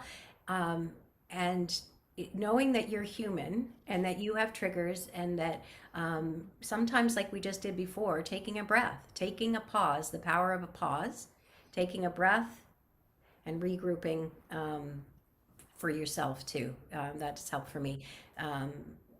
A social worker in person, a social worker used to say to me, if you need time to process something or to say the right thing in person, say, I'm going to get you a glass of water. So you're not saying, do you want something? I'm going to give you this. Gives you the time to get the water, give it to them, and then regroup. Just a little tip. I don't know if it'll work with you. Probably won't work. Be a glass of rum for me. Ooh, whatever it is, a shot of something. Okay, moving on. Other comments on that? Be a listener. Relax. We can't fix it for them. I think it's good to remember that it's not your job to fix it. It's your job to listen. Hold space. Just holding space for them. Hold the space. And holding the space sometimes means being comfortable with the silence, as I think somebody said, and validate their feelings. Yeah. Yeah. Take a breath. Okay. Thank you for sharing that. Yeah. What else did we see here? Who was that, by the way? Oh, what if I don't understand a person with a strong accent? We'll go back to that in a second. Who is the person who shared that? Sorry, you're not on my screen. Murray. It was Murray? Okay. Murray. I can't keep giving you gift cards though, Murray. Pick someone that you would like to give a gift card to. You haven't given me a gift card. Well, you're getting it. Trust me on that. Pick someone in the group that you'd like to give one to. Ed. Ed in London currently. Okay, excellent. Okay. Okay. David asks, what if you don't understand a person due to a strong accent? Anyone? Pop in. What have you done in the past? From you guys. How have you handled that?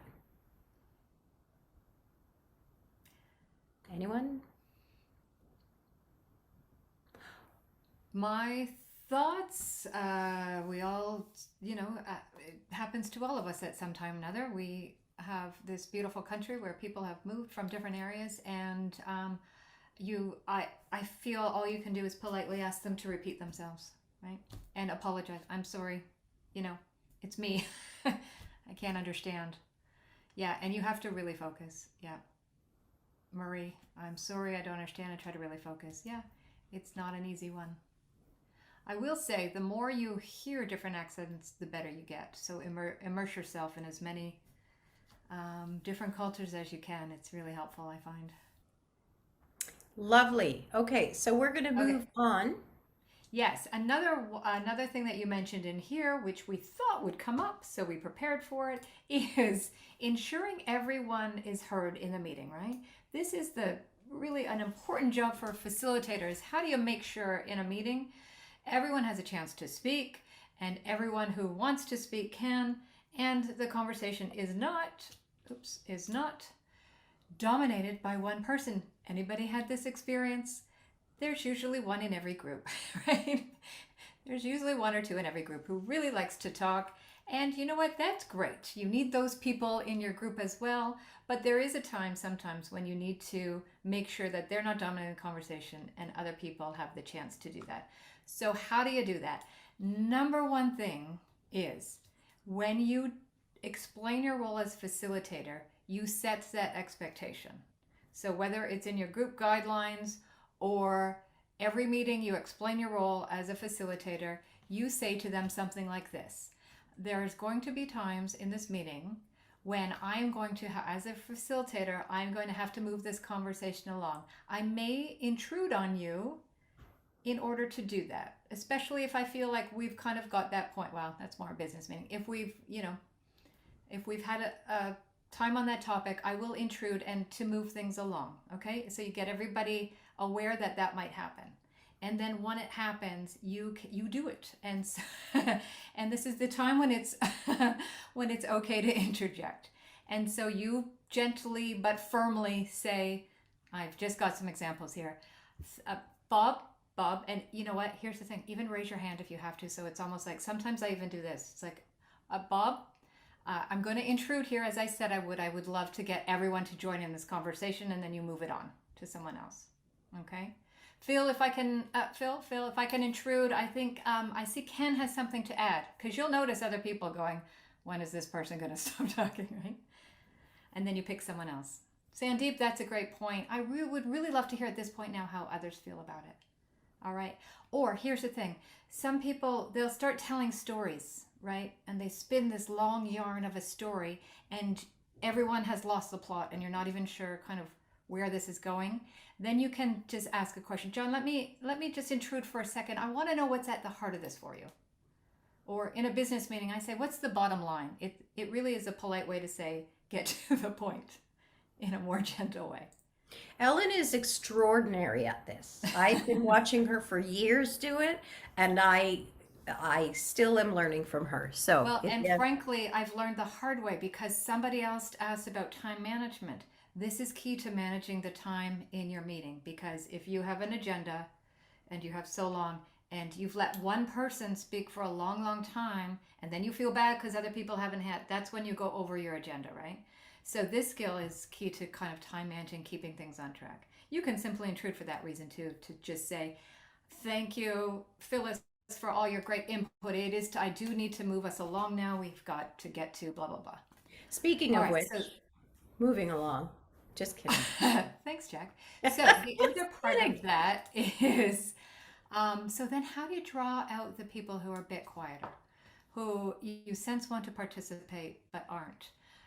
And of course, this is a tricky one too. You don't want to force people if they're not comfortable. And someone mentioned that you don't want to make people uncomfortable. You're not forcing them to talk, but you're giving them permission to, and you're giving them the offer to speak.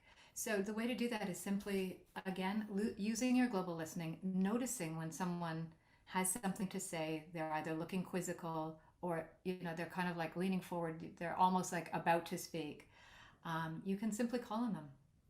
And I'm going to interject on you, Ellen, here. I looked at Jim, and his body language is arms across. Don't ask me a question. So just being aware of people's, maybe you don't or not, but I was like, okay, I'm not going to go to Jim right now. I'm just looking at his body language. Is that true, Jim, or am I just making an assumption about you? Jim Duncan, I'm making an assumption. Right. But body language to watch too, right? If you make an assumption that someone doesn't want to participate and you avoid, it could be their body language is different than yours. But here's the thing: you can say to them, Jim, I feel like you might have something to share with the group. Am I correct? Exactly. Give them the option. Everybody needs options, right? Option to speak or not. And then, again, it takes using your global listening when someone is ready to speak. Notice that and simply ask them, Kevin, I'm sensing you would like to add something, or ask a question. So you've just interrupted someone else, and then you say, Marty, what do you think about that? Use your bridging question, right? There is a great comment in the chat about, let's talk about correcting people who start giving medical advice. No, all the time, right?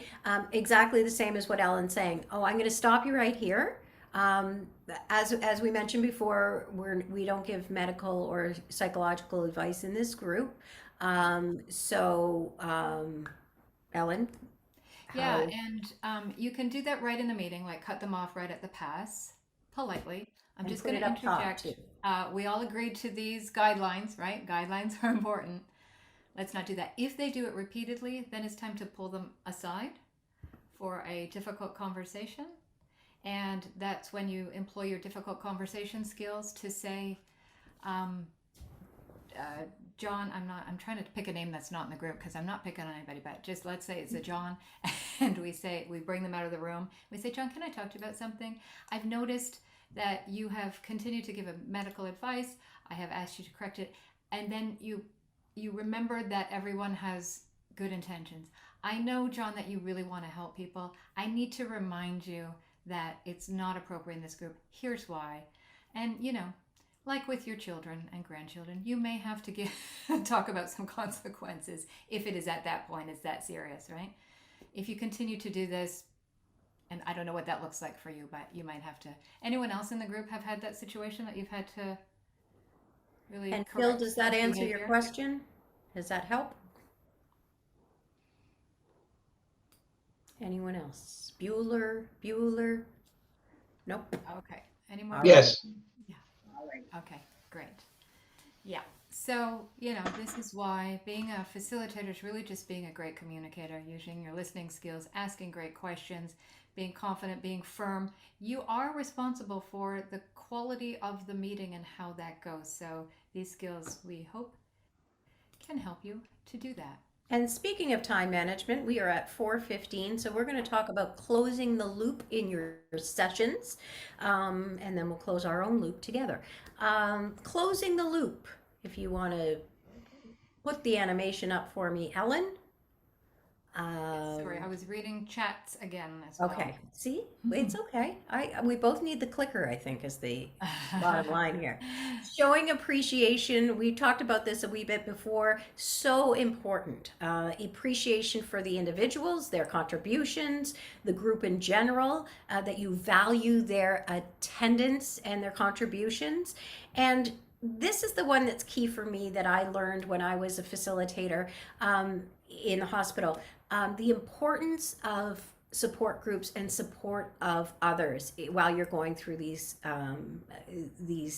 times, this journey.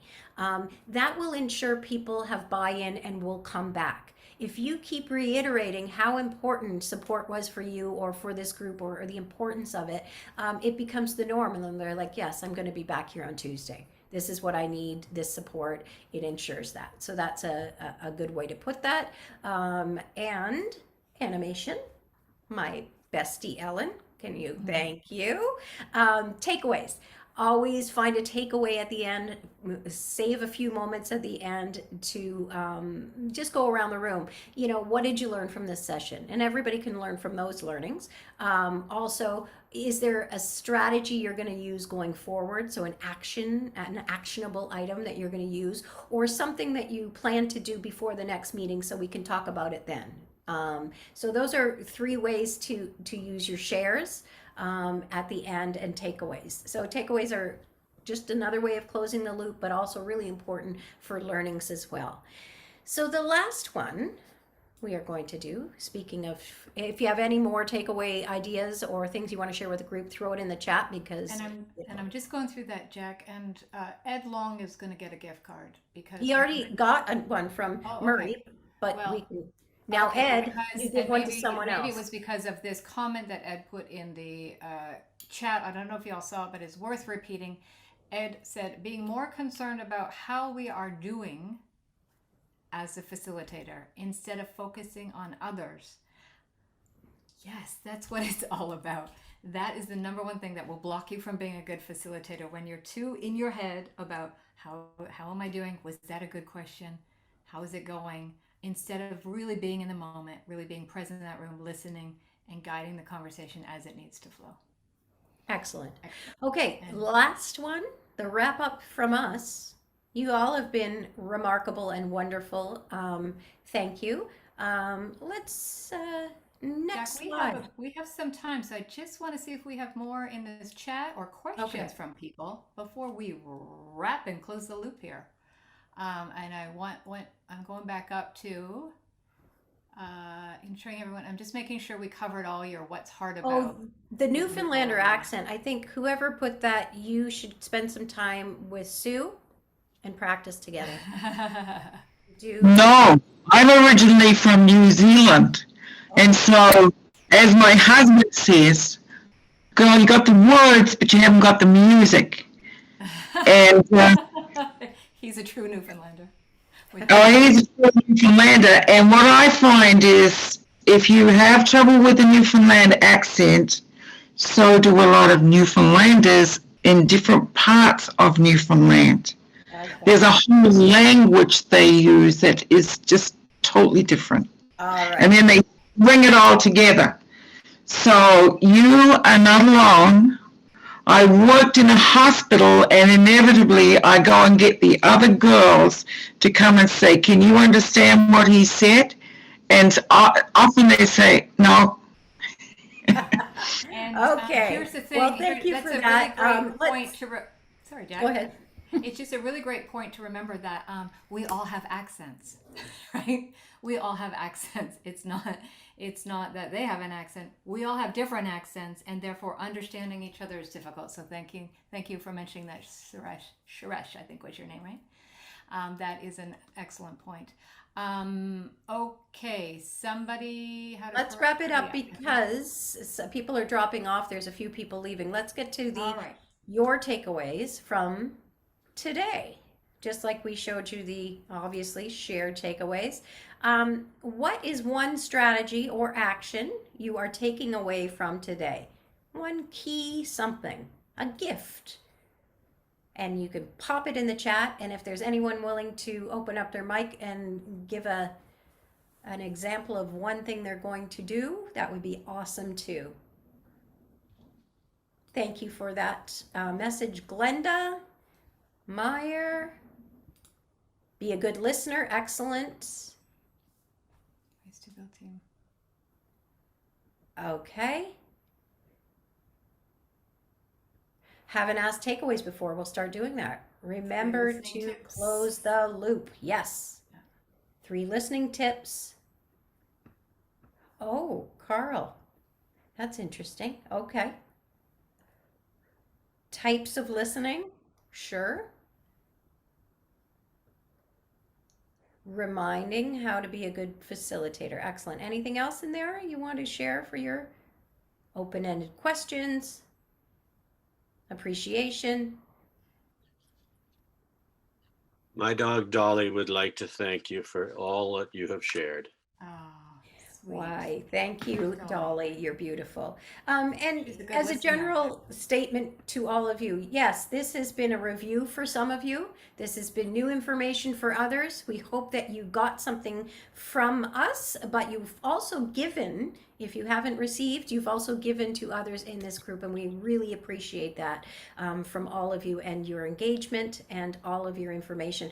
We met with some of you before we did this a while ago, and I mentioned at that time too that this is a personal note for me because my dad and my uncle were both affected with prostate cancer. So I admire and appreciate the work you are doing for your peers and their families, and I know it's difficult work sometimes, but you have my utmost admiration. Thank you all for what you do, and thank you for showing up today and giving us your time. Ellen, off to you for last words.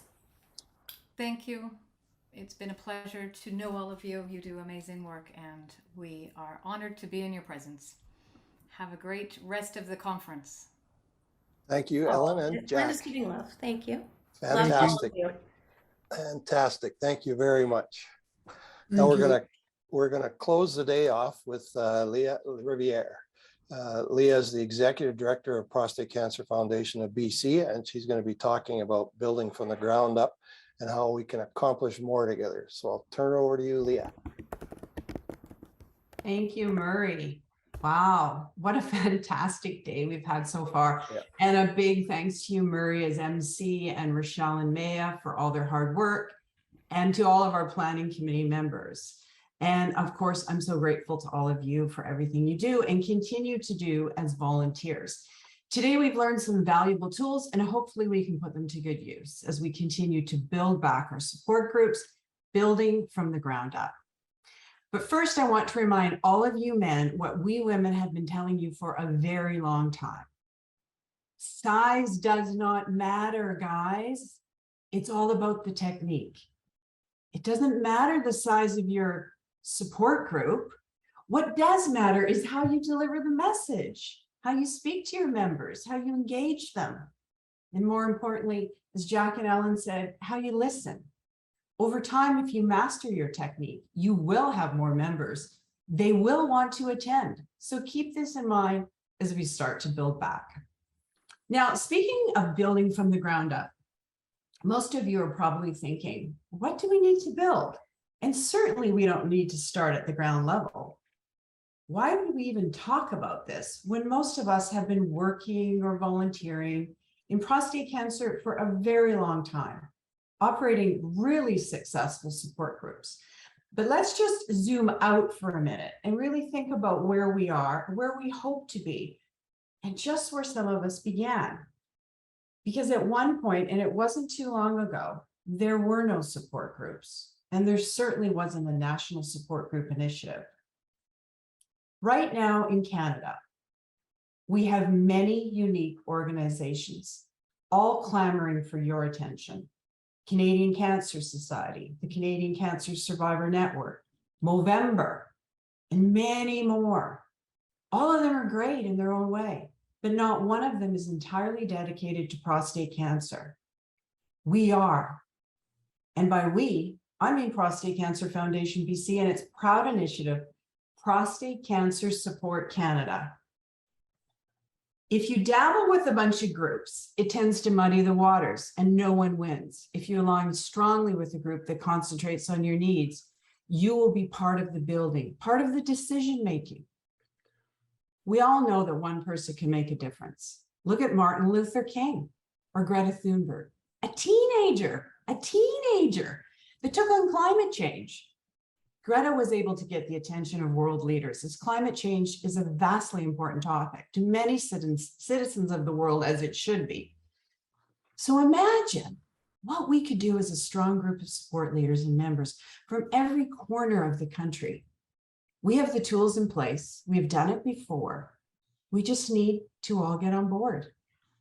It's sad to say, but prostate cancer is important mostly to those that have it or know someone who's been diagnosed. We need to make everyone realize how closely it comes to many families. But to do that, we need to work together. In our prostate cancer world, we have John Doe, leader of Anytown Canada Prostate Cancer Support Group. Do we believe that acting alone, John will have the kind of impact that Greta or MLK had? Yes, John Doe is perhaps known in his small town as helping men with PC. But like all groups, he finds it hard to get new members and speakers. He's tapped into the local doctors and specialists. Things are getting really redundant. Then with COVID, most guys don't want to come. And John doesn't want to spend money on equipment to have hybrid meetings. Actually, to tell you the truth, we don't think John even would know how to run the equipment. And then the town hall says to him, he can't hold meetings there anymore for free, and he has to figure out how to raise some money. Along with everything else, it's too much. John says it's not worth it. And since he has no succession plan and he operates alone, the group folds. Unfortunately, this happens to too many groups. They don't get the support or they don't know how to ask for it. They don't plan, they don't network, they stay the course in their world, and they falter and sometimes fail. This is exactly what we don't want. We want to lift you up, to empower you, to build a stronger group, to be part of a large network of like-minded individuals, to grow and to prosper. Recently, we all heard the words Operation London Bridge. That was the code word for the Queen has died, and we must put everything into action. Not a moment was lost before Charles becomes king and the funeral arrangements start as meticulously planned and rehearsed. Do you have a succession plan for your group? Are you working as a team like we talked about today and mentoring members to take over? It was over 27 years ago in BC that Prostate Cancer Foundation BC was started. At that time, there were just a few leaders running support groups in the Lower Mainland. These leaders realized very quickly that even though they were running pretty successful groups, they were completely alone. They knew that if they banded together and formed an official organization, they could accomplish so much more. And they were right. They got together and worked under one banner, making a much larger voice for prostate cancer in the province. They were able to advocate, fundraise, and provide a consistent message to all men and their families. Together, these support group leaders started what became Prostate Cancer Foundation BC, and now our initiative, Prostate Cancer Support Canada. I've been involved since almost those humble beginnings. And although I've witnessed many new leaders and many different board members, one constant has always remained. They have always put him first. When other large organizations failed and faltered and changed course, we stayed on track because of him. Now, you may think I'm talking about the men that we work for, and I am in a way, but what I really mean is something else. I'm talking about HIM. It stands for honesty, integrity, and modesty. That has been the secret to our success, thrown in with a whole bunch of thriftiness. See, if you're not honest with everyone you deal with, you will fail. If you don't operate with integrity, you will lose respect. And if you are not modest and instead make everything about yourself, you're in the wrong business. All of us at the foundation feel strongly about those three things. And for the most part, I believe that our individual support groups are trying to operate with him in mind. But sometimes our egos get in the way, and that's never a good thing. Some of our groups still operate as independents. And don't get me wrong, they're doing a great service to the men in their communities, but we know they struggle. They struggle with resources. They struggle with membership, and they struggle with succession planning. Alone, they struggle. Prostate Cancer Support Canada is giving all support groups in Canada a lifeline, a chance to be part of something bigger than all of us, a network of groups helping each other. All you have to do is say yes. Yes to help, yes to resources, yes to possible fundraising so you can have money for your group, yes to listings on websites to attract more members.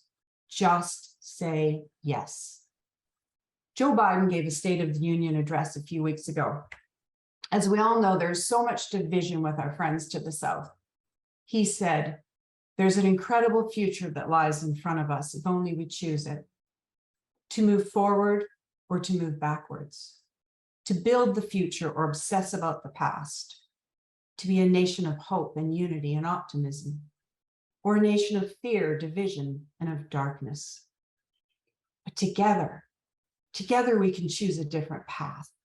We can choose a better path, forward to the future, a future of possibility, a future to build and dream and hope. We are at a similar crossroads. It has been 2.5 years since Prostate Cancer Canada closed its doors, and CCS told you, stop using their name and stop using their time. 2.5 years since we organized Prostate Cancer Support Canada and invited you and your groups to be part of something, to help us guide the ship and set the course. We were building from the ground up, and we still are. We are trying our best to make sure that you and your groups have everything you need to be a success, but we can't do it without one thing, and that is all of you. In the movie Field of Dreams, you'll remember Kevin Costner kept hearing that voice, build it and they will come. And although I didn't hear any voices, I knew that if we built Prostate Cancer Support Canada and gave all of you a home, you would come. And you did, mostly. We listened to you and heard your requests, a place to be found, insurance, a common brand, and someone to have your back. And that is what we gave you, and we will continue to give you as long as you need. This morning, Bob talked about volunteering. And although we know that most of you do that already, we still need you to help. Join a committee, be part of the team. We need you to involve your groups in the bigger picture. Let all your members know there's more than just your group. There's a whole network of support groups across Canada, helping each other. Drive your members to our websites. We need you to help us continue to build a national support alliance, one like we've never had before, something we can all be proud of. 3 days ago, our board granted another $285,000 to research. That brings our total this year to $535,000. Not a lot of money for some large organizations, but for us, it is. With the power of numbers, we are able to attract more dollars for research. The more recognition we get as a true unified organization, the more donors will want to help, which means more money to help with new treatments, to give men a better quality of life. Just another example of why it is so important to be part of our big picture. You're probably thinking about now, Leah, I'm here at the conference. I'm listed on the website. What more do you want? Quit nagging me. And to this I say, great, but are you chatting us up? Are you working with your provincial rep to bring issues and ideas forward to the National Council? Heck, do you even know we have a National Council? All I'm saying is be aware. Be aware of everything we offer so you can communicate that to your group, your community. Don't muddy the waters with too many organizations. Get on board our ship for a clear, smooth sail. This conference that we've put on for free is an example of what PCFBC has been doing for many, many years, bringing groups together to share and learn. This conference is a new start for us as a national organization, a new beginning. So as we prepare to build back from the ground up, let's all keep in mind these important tools. Techniques, teamwork and leadership skills that we have used today. HIM, honesty, integrity, and modesty. Succession planning, your own London Bridge plan. Mastering your technique. Size doesn't necessarily matter. Not operating as independents, and bringing your group up to date with everything we offer. And lastly, being part of our national team. If we all try and better ourselves and our techniques, our groups will grow and our national organization will grow. It's building from the ground up. And you are on the ground. You are the pulse of our organization, the bricks that lay our foundation, and we are forever grateful for all you do and continue to do for men and their families. Today, COVID no longer controls our lives.